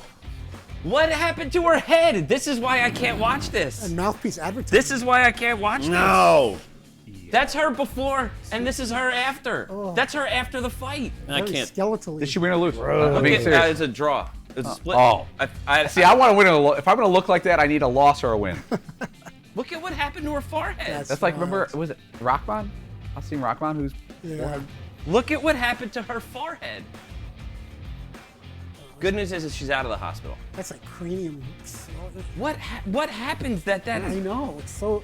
She might have like. What happened to that? That happened to her Something head. has to be drained out of her forehead. She's got like some kind of buildup of fluid up there. Diagnosis. Right.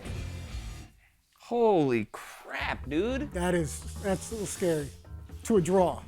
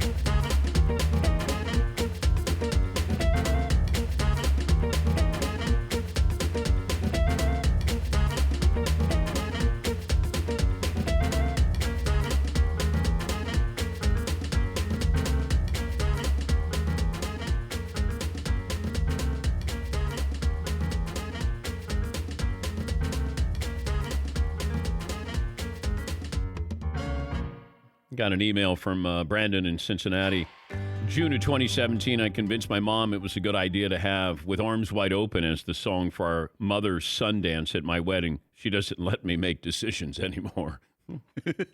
Mean-spirited. Best and worst of the weekend. Todd, I'll start with you. Can I jump in before Todd? Yeah. Because I want to steal his, because I know what he's doing. Okay. Can I do Justin Robinson, David Robinson's son, walking on for Duke on senior night, scoring 23 points to help beat North Carolina? Wow. Looking over my shoulder there. Okay. Coach K says it's a better story than Rudy. Oh, my gosh. Okay. Yeah. Anything else? Because who would have thought David Robinson's son could have made it in a basketball team? It's just like Rudy. Worst would be, I don't know when we'll get into it, but I assume we're all going to do the same worst as the Rams' new logo, but we can save that discussion. Ooh. It is bad. It'd be like if Rudy's dad were Lawrence Taylor. How did they ever see that coming? It's a good pass rusher. Have you ever seen a walk-on go off like that? It was amazing, though. As a former walk-on, not really. That was a serious best blocking, though. I don't know that we've ever had one that severe. Was I right, by the way? You were totally going Justin Robinson. Todd? Worst of the weekend. Worst of the weekend. Just when I was ready to buy into the San Diego State Aztecs, they're stunned by the Utah State Aggies in the Mountain West Conference Tournament, 59-56, making things even more complicated as we get ready to fill out our brackets. Wait, now you were buying into them? They'd only lost one other time. I know. I still wasn't buying into them. Okay. I still thought Steve Fisher was coaching them. I don't even know who's coaching them now. Who was coaching San Diego State? Is it Steve Fisher still? Seton, best and worst of the weekend. My best of the weekend is Lonzo Ball. He's been like the best of like his last 16 games. Dude is on fire. How about those two alley-oops to Zion? Like three-quarter court? That was impressive, man. He's shooting like 45% or something. Jump on the bandwagon. What? Jump on the bandwagon. Wow, good for him, man. Like to find your shot like that, it's just amazing. Yeah. Good for him. My worst of the weekend was actually we just showed you that the UFC. Oh God, like, I can't watch Joanna something. Yeah. But her forehead just like blew up, and it turns out that she lost in a split decision, which is just really unfortunate because if you're that close to winning. Dangarang. Damn, even if she won, she would have looked like she lost. Yeah, but I think she's out of the hospital, though, which is good. Paulie, best and worst. Best of the weekend, even though Memphis Tigers lost, their big man Precious Achua scored 25 and 15. I looked up, Precious is his real name. Precious remember his older brother played at St. John's, was God's Gift Achua, and his mom and dad had a few other kids, God's Gift, God's Will, Promise, Grace, and Peace. And, of course, Precious. Dang. Great names. You got to be good if you have a name like that. God's Gift Achua. You can't be like Seventh Man. Like God Sham God. He had to be decent. Do you have a worst? That's it. No, nothing bad. No, okay. The Charles Barkley, Draymond Green beef continues. They've kind of gone back and forth. Charles called out Draymond for having a single, quadruple, or something? Triple single. We're averaging a triple single, I think. It feels like it's a real beef on Draymond Green's end of things. Here's Draymond Green firing back at Charles Barkley. Barkley should stop before I go take his job, though. So I can do that well, too. He already ain't make enough money playing, so he need that job. He should stop talking to me. I like to, tendency to end people. So he should stop before I take his job. Not soon, though, right? If he keep talking, I'll take it soon. Sooner than he thinks. So yeah, he probably should be quiet. He also can't talk basketball with me either. Not smart enough, not qualified. No rings, can't sit at this table. Oh, the old ring comment there with Charles Barkley. That's the scoreboard when it comes to Barkley. If you go, he never won a championship. Whose career would you want to have, Charles Barkley's or Draymond Green's? Draymond's got a couple of titles, also cost his team a title. He's third leading man, sometimes fourth leading man on that team.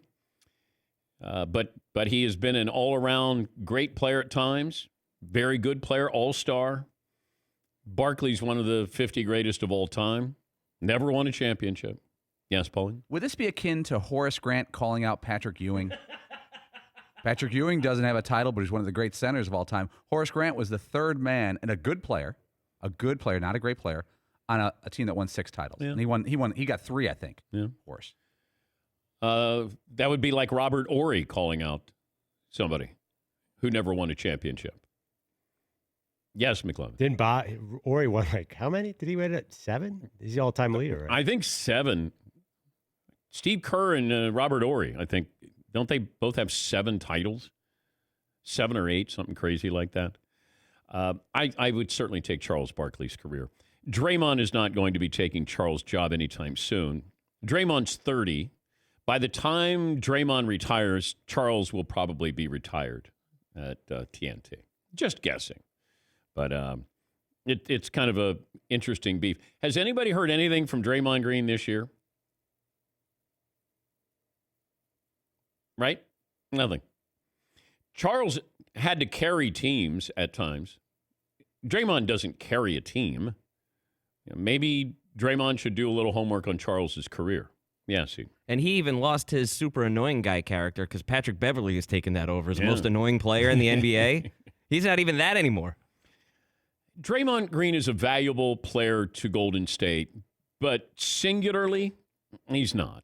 He's averaging 8 and 6 on a team that needs him to average 20 and 6 or more. But, as he played the role that they needed him to play in those championship runs. And, he'll be immortalized because of that, because he won championships and he was on some of the great teams in recent memory. But Charles is just having fun. Charles is doing his job. Draymond Green's not doing his job, because if he was, then Charles wouldn't be criticizing him. He'd have nothing to criticize. But if you're averaging 8 and 6, Charles is calling him out. Now, does he need to call him out? Probably not, because Golden State doesn't matter this year. But that's not going to stop Charles from having a little bit of fun. And you can have fun at Charles' expense. I don't know if you can have fun at Draymond Green's expense, because it doesn't seem like that. But It's a beef. This beef is a little bit better than the Greek Freak and James Harden, because I thought we were onto something there, and then the Greek Freak said something so immature that he was going to go home and get a good night's sleep and be there with his family and his child. How dare him say something like that? You got to keep beefs going. Like, listen to Patrick Beverley talk about LeBron James after yesterday's loss. Both teams has aspirations. No, Patrick Beverley. Can you describe the challenge it is defensively when LeBron... No challenge. Well, particularly the end of the game. No challenge. Can you describe what it's like as a defender to when he tries to force the switches with the guard? I give that reporter a lot of credit because he had an angle. He had a story to write, and he wanted to make sure that he was going to get an answer out of him. Patrick Beverley, not backing down. All right, final hour coming up. Reggie Miller will join us. What win was more important, does he think, or more statement-making? The win over the Bucks or the win over the Clippers? And more phone calls, best and worst of the weekend. Final hour on this Monday coming up.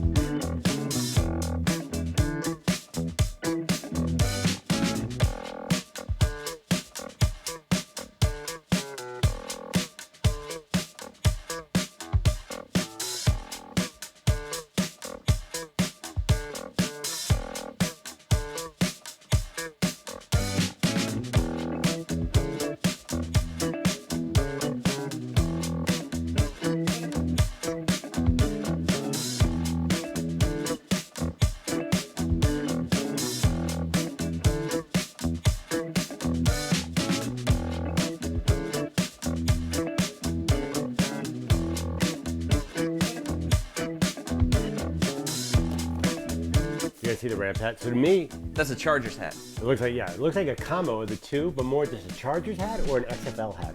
It's very XFL-ish. Yeah. But I don't see where's the horn? Are those the? I don't know. Well, on first glance, it looks like a yellow lightning. I thought it was the Chargers when I saw it. It could even be a wave. They're trying to do the swirl of a ram horn, but it didn't hit. You have the best uniforms. You have the best history. You have the coolest helmets. Well, maybe not the best history, but you do uniform. have a cool. Yeah. Do you think the Rams leaked this on purpose to get the feedback and then they'll kibosh it? It looks like they already made it. If it's on the hat, that's a report. I hope that's a test run. I bet you this thing goes this way. But I thought it was the Chargers or it was the Clippers, like L.A. and then there was a C. So But you know how these things, they probably made like it. this was the C, so LA Chargers. Yeah. You have that, or LA Clippers. There's a bunch of kids down in Panama who are going to have a lot of hats. You know what's funny though is that somebody came up with this and was like, "I think this is really good. This is a strong." And then they brought it to their bosses, and they their had bosses to- liked it, and then everybody saw it and hates it. And There's now one that person guy- right now that's like, "Oh crap!" Everybody hates my idea. Yeah, it's a bad weekend. Yeah. Bad weekend. But someone in that room should have ended this. Like someone should have said, "Hey guys, this sucks." Yeah. But that guy is worried about his job. There might be one person who did that right now is like trying to not be like told you so, Told you. but is subtly slipping it in there that like I At told you guys the this water stuff cooler. sucks. Why didn't you do this? But Yeah. maybe like the 9-year-old. That's all that matters. I don't know. Fail. Would it? It doesn't make sense. I mean, it seems like it's a design flaw. The LA looks like an LA this morning from like one of those like Right. morning news. Like a fake TV morning news show. Aren't all of those fake? Whoa.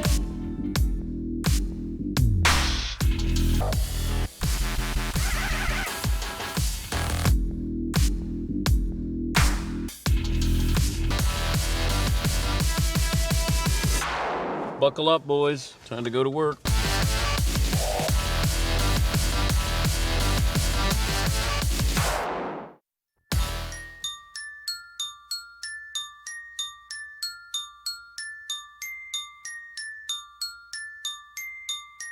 Put out an alert. Jay Billis, at what point do you think this coronavirus, it's going to be, let's get nervous going to a basketball game time? I don't see the need to change the way I'm doing anything other than be a little bit more careful about, washing my hands than normal. Fresh, brand new virus. Welcome to the Dan Patrick Show. Yeah, see, there you go. Bringing you the biggest guests and best interviews. Ray Ratto, where can you win a championship over the next 2 years aside from New England? I don't know what the Niners feel.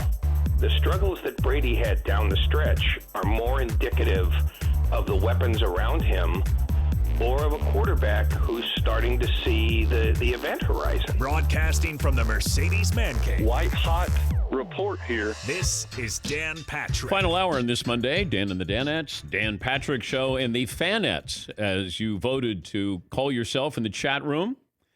Reggie Miller will join us coming up in about 15 minutes. A lot to talk about from the association over the weekend, including what the Lakers did to the Bucks Friday and what they did to the Clippers on Sunday.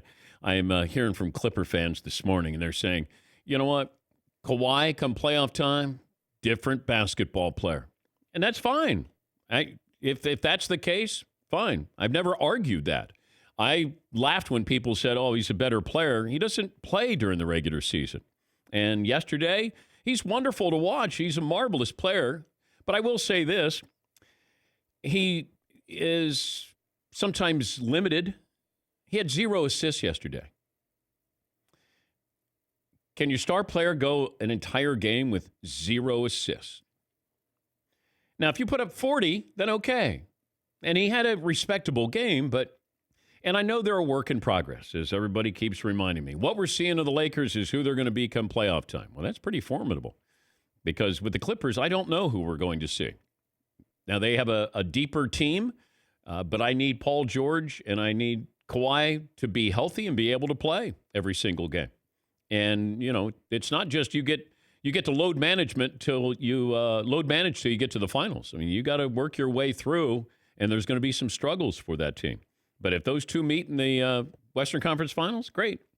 I think what you saw yesterday is when Anthony Davis, and I talked to John Calipari, who's Anthony Davis's college coach, I said, the reason why the Lakers, if they win the championship, will be because of Anthony Davis, because he will be contributing games like he did yesterday, where offensively and defensively. LeBron's the MVP, in my opinion. They will win a title if Anthony Davis plays that way throughout the postseason. 877-3DP Show, email address, dp@danpatrick.com. We were talking about people who have won titles. We were on this Draymond Green, Charles Barkley beef. I forgot to mention that Bill Russell won 11 titles. I was looking at non-Celtic players who has won more titles. Robert Horry has 7. Kareem has 6. Jordan was 6. Scottie Pippen was 6. So those are the ones We were talking about Robert Horry. And then Steve Kerr has 5 titles as a player. He's got 5 titles as a player and 2 as a coach. Is that right with Steve Kerr? Feels like they've won more. They only won 2. You're right, I think. Yeah. Then they win 2. That year they won 73 games. They lost. That's why. Wait, Durant won 2, didn't he? With them, so it might be 3 total. 3 as a coach. And then they won this 73. That's why when somebody goes, oh, golly, like 10 years from now, we'll go, oh, God, they won 73 games. Yeah, they lost in the finals. They didn't win a championship that year because they were gassed by the time they got there. You know, when you look at these regular season achievements, they don't mean much. Now, it's nice to have 70 wins if you're Milwaukee. You know what I'd like to have? A healthy, rested Greek Freak going into the playoffs. If I don't get to 70, that's fine. You may not have an MVP, season for the Greek Freak because of that, but that's okay because your goal is to win a championship, not to win 70 games during the regular season. But it was fun to watch. It was a fun basketball game, and I loved Mike Breen. He's doing the play-by-play, and he just kind of blurted it out. And he said, "This is fun basketball," and he was right because he was a fan, and I felt the same way when he said that. Poll question, McLovin. Okay, I actually asked who will win the MVP between Giannis and LeBron. It's 50-50. Okay. That's where we're at. Okay. I have an option for a third hour. Okay, poll. all right. What is the coolest logo in the NFL? And before we get into the team that just changed theirs, I had some options: the Cowboys, the Raiders, the Bills, and the Steelers. I actually looked at a ranking. Well, I would do it where I would just say, do you like the Rams' new logo? Do we know if that's the Rams' official logo? Because it feels like that might be one of those, hey, we're experimenting something, but it's a logo that I thought was for the LA Chargers. So it's a baseball hat. And then, it's got an L and an A, and then it's got yellow in it, like a wave in it. And I guess it's supposed to be a ram horn. It just doesn't look that way. You'd have to almost explain it to each person when you go, and here's your Rams hat, and that's a Rams horn on there. I thought it was either the Clippers or the Chargers because the ram horn looks like it could be a C in there as well. Yes, it kind of looks like a wave too. It's got like a little bit of a wave. Yeah. Have they changed their logo? I mean, the Rams have an iconic logo. They have some of the great uniform combinations in the history of the sport. Is this for the kids? Because it's always about the kids. That we gotta be pushing some merch here. Yeah, Paulie. I'm hearing a couple of mixed reports. Some people, Yahoo Sports said this is the Rams' new logo, but a couple of LA reporters are saying they're looking into it and haven't confirmed it yet. But this got leaked. Yeah. Do you think it was purposely leaked? Like a test drive? Yeah. To see the Rams could get they could not officially announce it. They could find out the reaction. They could kill it before it even opens up. Yeah, because then you could say, no, we have prototypes. We do this all the time. That's just a mock-up there. I don't know. It's got that official sticker on it, where on the bill of the cap. Yes, Todd. I don't know what they were thinking there. To me, that looks like an Arena League, XFL, USFL expansion kind of logo, like an LA Express or something. Yeah, but you have it. It's got the Chargers color. It feels like there's that yellow in there. Remember when the Chargers had they changed their logo? That quickly went south. When they were moving from San Diego to L.A. and they came up with their new logo, and we went, oh, no, that's not going to go well. And it quickly didn't. But, yeah, I don't know if that's their official logo now, but feels like the feedback has not been promising. Wouldn't you hate to be that guy who came up with this design, and all of a sudden everybody was like, yeah, Jimmy, that is awesome. Oh, man, I'm so excited. Hey, Mom and Dad, they took my logo. It's going to be out there. Let's read some of the comments here. That's right. My son made that. Yeah, that's right. My daughter, yes, that's right. My child is the one that made the look. Yeah, they're going to use it. So he's responsible for the logo that everybody's saying they hate. Yeah, everyone hates it. Yeah. Yes, McLeod. I kind of think we all like the old school logos when it comes to any, like the Patriot guy with the football, like any 70s uniform is cooler to me. Okay, what is a relatively new logo that we like? aside from the Dan Patrick Show, where we came up with a new logo. That one we love. Has kind of a cool retro look, too, by the way. Yes, it does. It kind of reminds you of the show Friends. Yes, Paul. You know, the Houston Texans have been around less than 20 years. They have a nice logo, the blue and the red with the star in it, and the not super, but not where you make fun of it. Yes, Todd. There's something about that Packers one I just think is really sharp. They're just simple yellow and green with the white G. You don't have to have a drawing of an animal. Todd, that's like 1919. That's not new. That isn't new. No, we're talking about new. That's why you said new. Yeah. Like you missed the new part of that. But you're right. The Packers logo is very nice. You know, Steelers logo is nice too. Colts. Yeah. Another long time one. Been a long time. Yeah. Just step into the 2020. Come on in. Plenty of room. Yes. See. Not to go all negative on crappy logos, but you know what team gets a real pass for what is just a horrible logo? Okay, let's guess. Guess. Okay. It's in the NFL. AFC? Yeah. Oh, well, that's not a big hint. I'm going to go Ravens. Well, hold on a second. Let me look, because that might be a crappy logo, too. Yes, McLevin. I know it's a fact that Seton does not like the Patriots logo. He's railed against that, so maybe thinking that's it. The Patriots logo is horrible. It is a terrible and absolutely terrible logo. Is that the guy who was snapping the ball? No, I like that one. That's the good one. It's the new one that kind of like bends back. Oh, terrible logo. Okay. It looks like if there was a Patriot who worked for a shipping company, they would have this kind of logo. It's terrible. It's a terrible logo. Yeah. I'm not big on the guy, the Boston Tea Party guy hiking the football. No? Either. No. I thought that was a great one. It's corny. Pat the Patriot? No. Pat the Patriot. Got that angry face. He's about to snap the ball. I thought that's... He doesn't even have a helmet on. There's another AFC team. Horrible logo. Oh, okay. You can go round 2 if you want. Okay, round 2. Not in the East or North. So AFC South Titans. Or no, Jaguars. No, not the Jaguars. What? The Titans. Titans is a terrible logo. Well, I don't like the jersey numbers. Yeah, bad jersey numbers. Oh, no, Jacksonville's got a horrible helmet. It's not finished. It's either not finished going forward or backwards. I don't know which one, but they didn't finish that helmet. That's not a good one. Oh, did you see where Josh Norman got signed with the Buffalo Bills? Josh Norman. Anything left? Yeah, I don't know. It's a 1-year deal.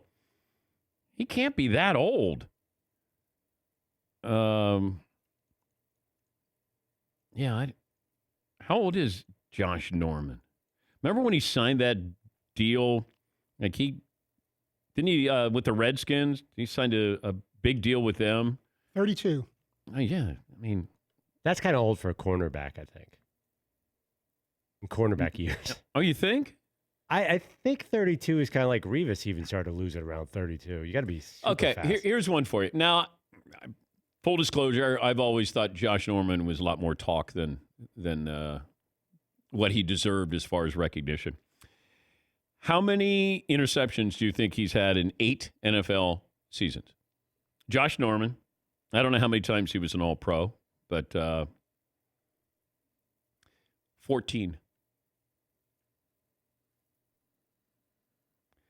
14 interceptions, and I'm going to guess most of those came in one season. He probably had a season where he had eight interceptions or something.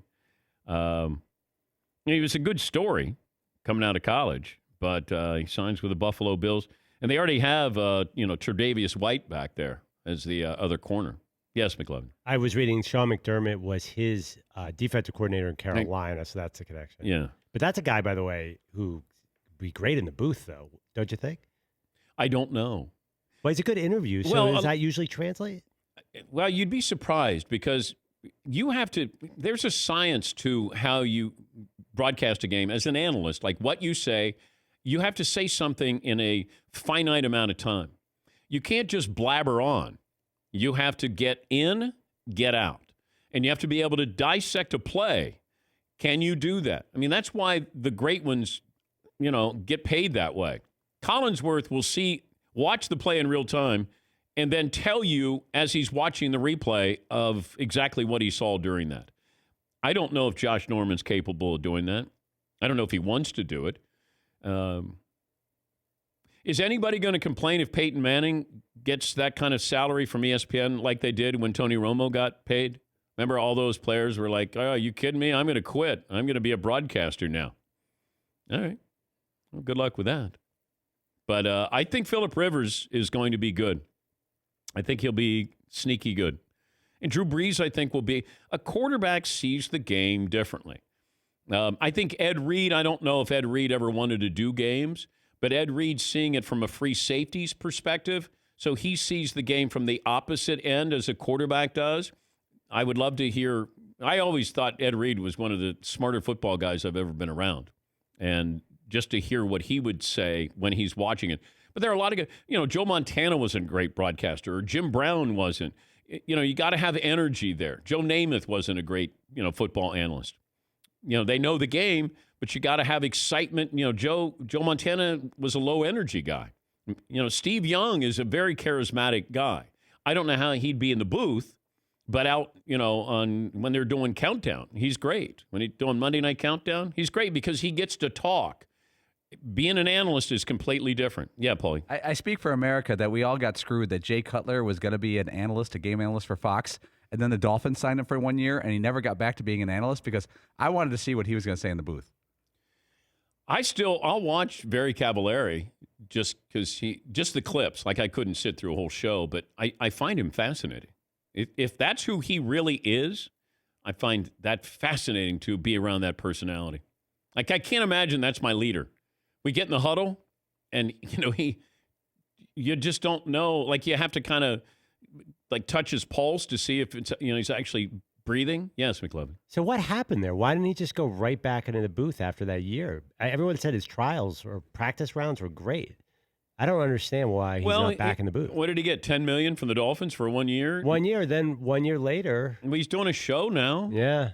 I don't. He doesn't strike me as the most motivated guy. I don't know if it dawned on you guys, but watching Barry Cavallari, he's always on that couch. I think his wife must, applaud or feel joy that he's gotten out of bed, or he dressed himself, or maybe he made breakfast or something. I don't know. We'll take a break here. Reggie Miller is calling in, and we'll take a break 16 after the hour. Dan Patrick Show. LifeLock, man, you need it. It's not a question of if that ever happens to you, but when, and that's identity theft. Ransomware attacks against governments and businesses, individuals. They have data on a computer. They demand payment in exchange for a decryption key. I mean, there's so much going on. It's amazing. Somebody I know fell victim to a scam where somebody said, hey, I'm going to send you some money. Can you send some money to my grandmother? And, of course, the person sent the money to the grandmother, and the money that was supposedly sent to them, they went to cash the check, and there was no money in the account.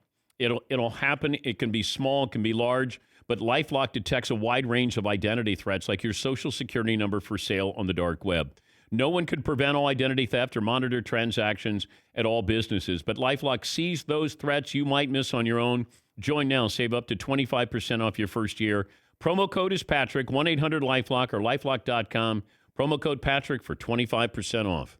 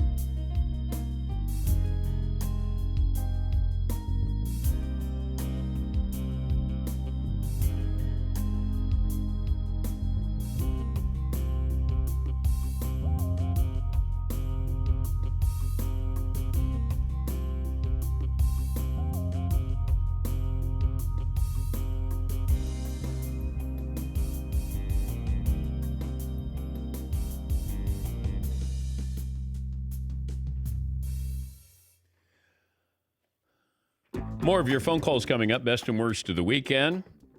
Got our poll question. Is it still 50-50 on who's the MVP now? Yeah, actually, it's who will be the MVP, and they said 50-50. Not who should be the MVP, which we could do down the road, but it's close. All right. Well, it is if it's 50-50. It couldn't really be closer. Couldn't be closer than 50. You said there'd be no math, but... Yeah. Reggie Miller joining us. Reg on the call for Celtics-Bucks Thursday night at 8 Eastern with Kevin Harlan and Kristen Ledlow on TNT, and probably without the Greek freak. Reg joins us now. Good morning, Reg. You're right. It doesn't get any closer than 50-50, McLovin. Yeah, okay. Mm-hmm. See what I'm working with here, Reg? And by the way, I was going to say this towards the end, but I'm glad Fritzy is back. He gave us all a little scare. He is my Danette brother, so it's good to have him back out of the hospital, back in his normal seat, and we were praying for you, Fritzy. So Thanks, we love Reggie. you. I appreciate that. That's the only reason why Reg wanted to come on, is That's just it. say that. That was it. That's it. Thank you very much. God bless you. Good night. Hey, what a weekend for the Lakers, right? Okay, more important, Friday or yesterday? Absolutely Sunday, because you're hoping and wishing that you'll face Giannis in the Bucks in the finals. That means you've clean sweep the West.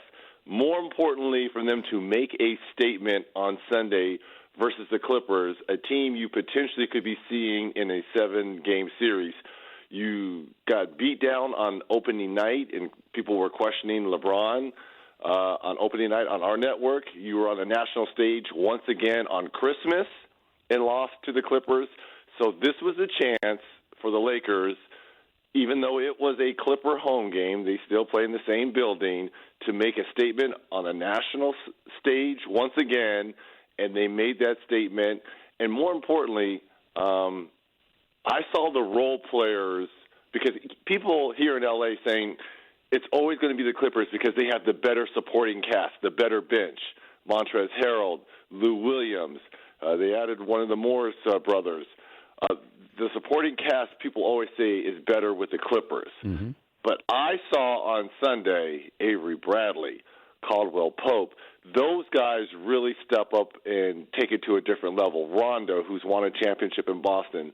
I think those guys have been hearing those whispers, and they rose to the occasion. Yeah, I thought Avery Bradley, played a significant role yesterday, but I do think you have to find consistency that you can count on when you get to the postseason. And I said this to John Calipari in the first hour. I said, if Anthony Davis plays the way he's been playing, they'll win the championship. They'll win the championship, in my opinion. LeBron's the most valuable player, but AD will be the reason why they win the championship. I agree with you wholeheartedly. And the thing that gives me great pause and hesitation is Anthony Davis has never really had to go deep, dig deep, especially when hurt. And I always feel he gets these little nagging, gets hit in the midsection or, a little bone bruise here and there where he just, you don't play through it. I'm not questioning his toughness because he's one of the toughest guys and most athletic and talented guys. But, Daniel, he's never had to dig deep, to sacrifice, and he's going to be asked of that on this team. So that is my only question mark is when he gets banged up a little bit, does he have another gear to go to? Well, he's going to have to come postseason time. They might keep him out for precautionary reasons during the regular season, but I wonder if how important overall home court advantage is to the Lakers. If Greek freaks out for a little while, 70 wins looks like it might be out of the question. Now, do they go for the jugular and they try to get home court advantage throughout the playoffs? How important is that? I don't think they can catch Milwaukee for the best overall record. I think they want to have the best record in the Western Conference, because when you get to the point when you are in either the Western Conference Finals or the NBA Finals, either of those two teams can win on your home court. So home court, it only to me matters in a Game 7, and you're hoping it never gets to a Game 7 because either one of those, Milwaukee, if it is Milwaukee, or the Lakers or the Clippers, they feel they can go into your building and get a game and then handle business at home. What'd you make of Kawhi's performance yesterday? Paul George got off to the hot start in the first half. I thought he was a little bit, passe early on, and I think he tried to go at LeBron late, especially in that fourth quarter. But it's the same thing that we saw in Game 1 when everyone was questioning LeBron because Kawhi went right at him. Yeah. I just didn't feel the aggressiveness was there for 48 minutes from Kawhi. I don't know. I don't know anything about Kawhi, the person, but does he not like LeBron? I have no idea. Like, it's not a buddy. I'm guessing he respects him, but when he plays, I get the feeling that he doesn't like LeBron James. Oh, maybe this is history dating back to San Antonio when they had to face each other while they were in Miami twice in the NBA Finals, right? I mean, you kind of build up that tolerance, right?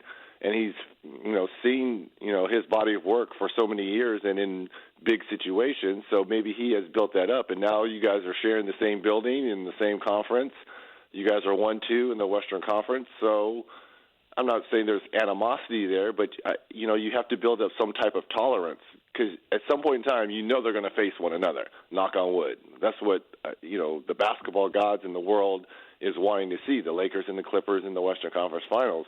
A lot of work has to be done up until this point, but that would be fun basketball to see. I mean, there's so many compelling points that you could the benches, the superstars, the duos, the coaching, the city. Doc, people are not talking about Doc and Frank Vogel. It's going to be a chess match as well. And you're right, the city, because I said this opening night, the lines in the sands have been drawn. Either you're a Clipper fan or you're a Laker fan. There's no in between. You can't. It's one or the other, and it's real here in L.A. And the Lakers, playing for something bigger now. Obviously, with Kobe's passing, so there's a lot of little drama storylines that are going on out here in L.A. I love that Kuzma crowned LeBron when LeBron came out of the game yesterday. I thought that was good. That MVP, it's funny because I'm having this ongoing rant with one of my coworkers at Turner, and they believe that Giannis should be the unanimous MVP. I'm unanimous? Like, no, absolutely not. I said he'll win the MVP, but he can't be unanimous when you still have some flaws in your game. And LeBron has put enough on the plate in people's mind where he's going to get first-place votes. He's the number one team in the West. He's tied, I believe, with Luka Doncic for the most triple-doubles in the league. And he's leading the Lakers back in a resurgence. The guy will deserve first-place votes. No, it's Giannis. Hands down. It's no question. I'm like, no, there's a lot of question marks out here. And especially what he did this weekend. Especially what he did. This was a huge, huge uplifting for the Lakers. Who's the best point guard in the NBA? The best point guard in the NBA is probably, when healthy, I like Lillard. No. Well, are we considering Luka a point guard? No, it's LeBron. Yeah, I guess so. You're right on that. Leads the league in assists. He's the point guard, and they still he's going to be first team All-NBA at point guard. No, he'll probably be at small forward. But no, he plays guard. He does. He's a point guard. And why do they even have those positions, Reg? We've talked about this. No more. You're center, right. forwards, guards. I don't know what Paul George is. I don't know what Luka is. I don't know what LeBron is. So how can I go, the only guy I know is Rudy Gobert is a center. And that's why either he or Embiid or the Joker. They're sinners. Yes. They are sinners. Everyone else is just players. Wing players, small players, and those are too tall. Embiid and Gobert are tall centers. But there's money attached to those being first team All-NBA or second team All-NBA at your position. You get that super max deal. Pick the best five. Pick the best five. It's positionless.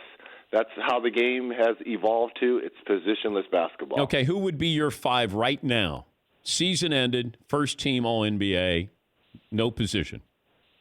I'm going with Luka, obviously LeBron, Giannis. Question mark on Harden now because of the slip of what Houston is going through. I will go with no Embiid, no Simmons. Man, there's a big drop-off. I know. There is a huge drop-off after those three, right? Yeah. To me, Luka, LeBron, Anthony Davis I would put in there, so there's 4. And so we'd only have 4 on the first team All-NBA. I'm thinking of Boston. Does anyone deserve first team on Boston? No. Miami? No. Toronto? No. Kawhi? But No. Kawhi's not first team All-NBA. He doesn't play enough. You can when he does play. Well, when he does play, but he does play. He's a top 5 talent, but he's not. He doesn't. It's like when no people. No one on Denver. I mean, to me, there's only 4: Luka, Giannis, LeBron, AD. After that 5th, it's up for grabs. You could go Harden. You could go Kawhi. At one point, you could go Dame Lillard, but he was hurt for an extended period of time. Yeah. Speaking of perennial All-Pros, the Nets are a mess now with. Oh my God! Like I thought that was part of the reason why Kevin Durant went there was because of that coach and the culture there, and now it feels like Kyrie may have played a heavy hand here in getting that coach fired. Is that a desirable job? Let me first start by saying this. It's always been a players' league. Would you agree with that? Yeah. Players really dictate. Well, modern era, yeah. In the last 20 years, it's certainly been. Always been a players' league, and players dictate their coaches. Yeah. Having said that, for a coach to mutually part ways. Oh, that's nonsense. I know, but I'm going by what the language they put out. Yeah, I know. And you've got KD and Kyrie potentially coming back next year. We don't know what was going on behind the scenes, but to me it just seems like it was ugly. It really does. Because if you can't wait in anticipation for 2 top 15, 2 top 20 players in Kyrie and KD, something's wrong. Because the culture, what the Nets had done, with Spencer Dinwiddie, Karis LeVert, these young players and the talent and how hard they played in pushing Philadelphia last year, they were a fun team to watch and root for. And then you get these 2 guys come in. I mean, we kind of saw this a little bit in Boston with Kyrie and the turmoil they had last year, and look how they're playing now. You remove him from the situation, and you put Kemba at the point guard, and it was just a mess. I'm not putting this on the shoulders of Kyrie or KD, but something just doesn't smell right. That's all I'm saying. It doesn't smell right. No. Talking to Reggie Miller, he's got the Bucks and Celtics Thursday night at 8 Eastern on TNT. This Charles Barkley, Draymond Green beef feels... Is it really beef? Well, it feels like Draymond may not have a sense of humor. Go. Like Charles gets paid to do this. Charles is a professional at doing this. Yes, at trolling. Yeah, and then Draymond does scoreboard and says Charles has no rings, therefore he has, no authority to be talking about basketball, and Draymond's going to take his job. Draymond should stay in his lane when it comes to that, because Charles is a Hall of Famer at this, like he was a Hall of Famer at basketball.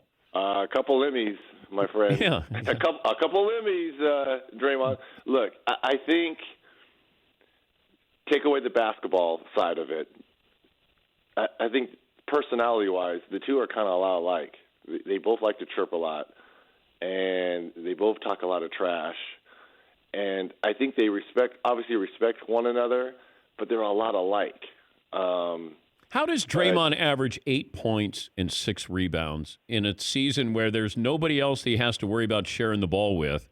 But that's not his game. But now, they need him. Game to average double. That's never been his game to average double-figure points. It just hasn't. He's a complimentary great player. He is a great role. Is he a Hall player. of Famer? I think at the end of the day, when it's all said and done, is he a first ballot Hall of Famer? No, but he will get in. He's won Defensive Player of the Year. I don't know how many times he's been on the all-defensive team. He's a 3-time – you got to take that in. He's a 3-time champion. Yes, I think at some point in time he will be a Hall of Famer. He's not a first ballot Hall of Famer like Charles. Charles' numbers are – Charles is one of the top 20 players maybe of all time. But – who would you rather have, Draymond Green or Dennis Rodman? Are you kidding me? Give me that worm. Oh, Dennis Rodman in a heartbeat.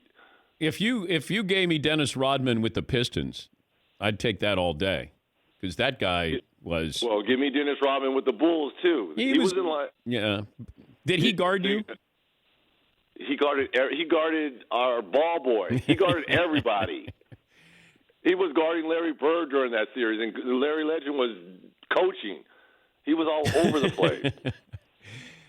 Dennis was a little different when he got later in his career with the Bulls when he just would rebound and that was about it.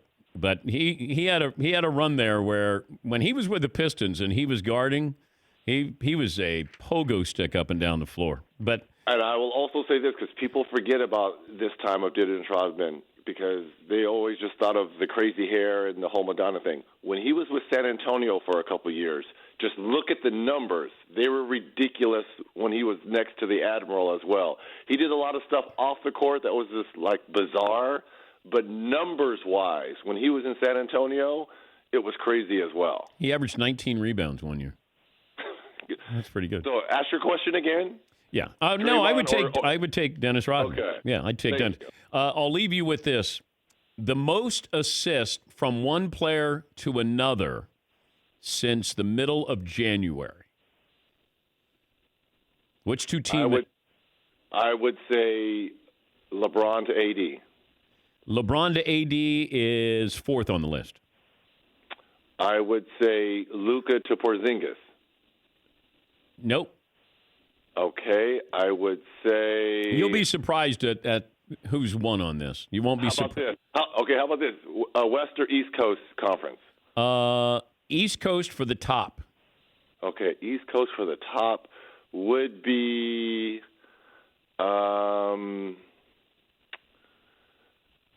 Giannis to Middleton. Nope. Trae Young to John Collins. What? 72 assists. Don't sleep on that combo. Second on the list, Lonzo Ball to Zion. Ball. That's a short amount of time? Yeah, Ball has assisted on 57 of Zion Williamson's field goals. So those two pairings are 1 and 2. Since mid-January. And then it's Markelle Fultz and and Nikola Vucevic. Wow. And then Ricky Rubio and DeAndre Ayton. What? Okay, I'm just telling you all this right now. Meaningless stats right now, Theodore. No. Have you seen Lonzo? Meaningless. My boy Lonzo Ball is back. He's been playing. He's been balling. Lights out. They get that playoff spot, then they'll be back. I don't think they're getting that, but I know. I don't think they're getting that, but they shouldn't be trying to get that. If it happens, great. Their goal is just to get to know each other this year and take inventory so they're ready to go next year. But Lonzo Ball, those alley-oops to Zion. Okay. All right. Just saying. All right. Maybe Trae Young to who again? John Collins. Wow. Okay. You need to have your stats department step up their game a little bit here. Man, who they play for? My goodness. Where's Ernie Johnson when you need him? Ernesto. Have fun in Milwaukee as only you can, Reg. Oh, you got to love Milwaukee. I'm coming. Yeah. Thank you, Reg. Reg will be on the call, Celtics-Bucks on Thursday night. Last call for phone calls right after this.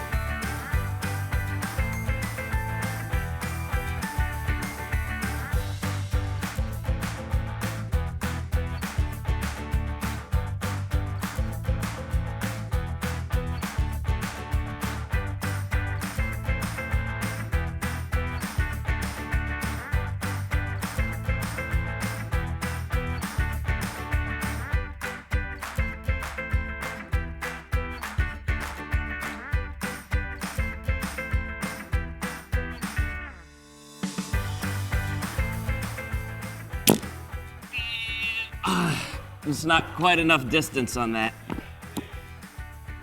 Not quite enough distance.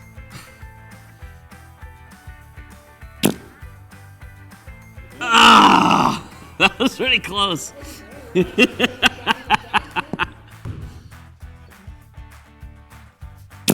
That's a Ah, that's dang. a long way to go. Well, you can't get right on top of it. You got, when you're out in the wild. Oh, okay. You have to, yeah. You're right. When you're in the bush, Dan. I like that there were guys here today. Their job was to blow Inflate these. and our cameraman Weeks went to film school, Right. and I said, like, he didn't even do this correctly. Hey, Like, this is, Weeks, can you blow up the turkey, please? Thanks. guilty of a limp antler. Your results may vary.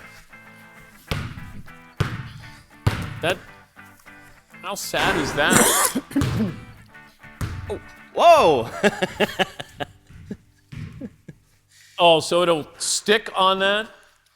And Hold on, then let me they see. got the turkey? Oh.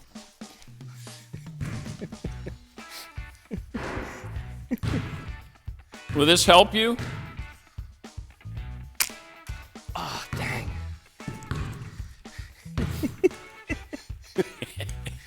Because we needed more toys. Oh, it's got a hold of me! It's not letting go! Oh, no! Look out!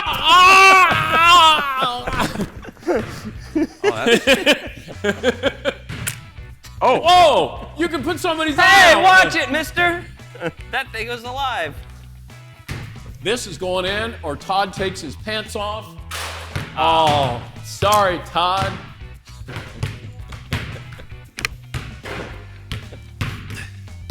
Todd, that's in. That's in. Oh. What?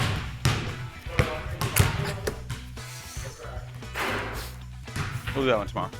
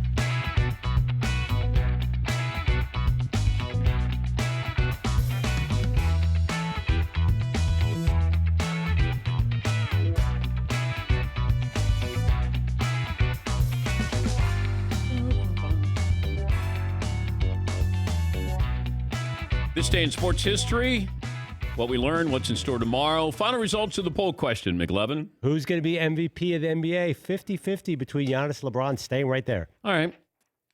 I mentioned this with LeBron James being first-team All-NBA at point guard this year, according to our research team. There have been 5 players who have been first-team All-NBA at 2 different positions. Anthony Davis, Tim Duncan, Tracy McGrady, Bob Pettit, David Thompson. That would be the list that LeBron James would be joining this year. Grace in Dayton joins us on the program. Grace, good morning. How are you? Good morning, Dan. How are you? I'm good.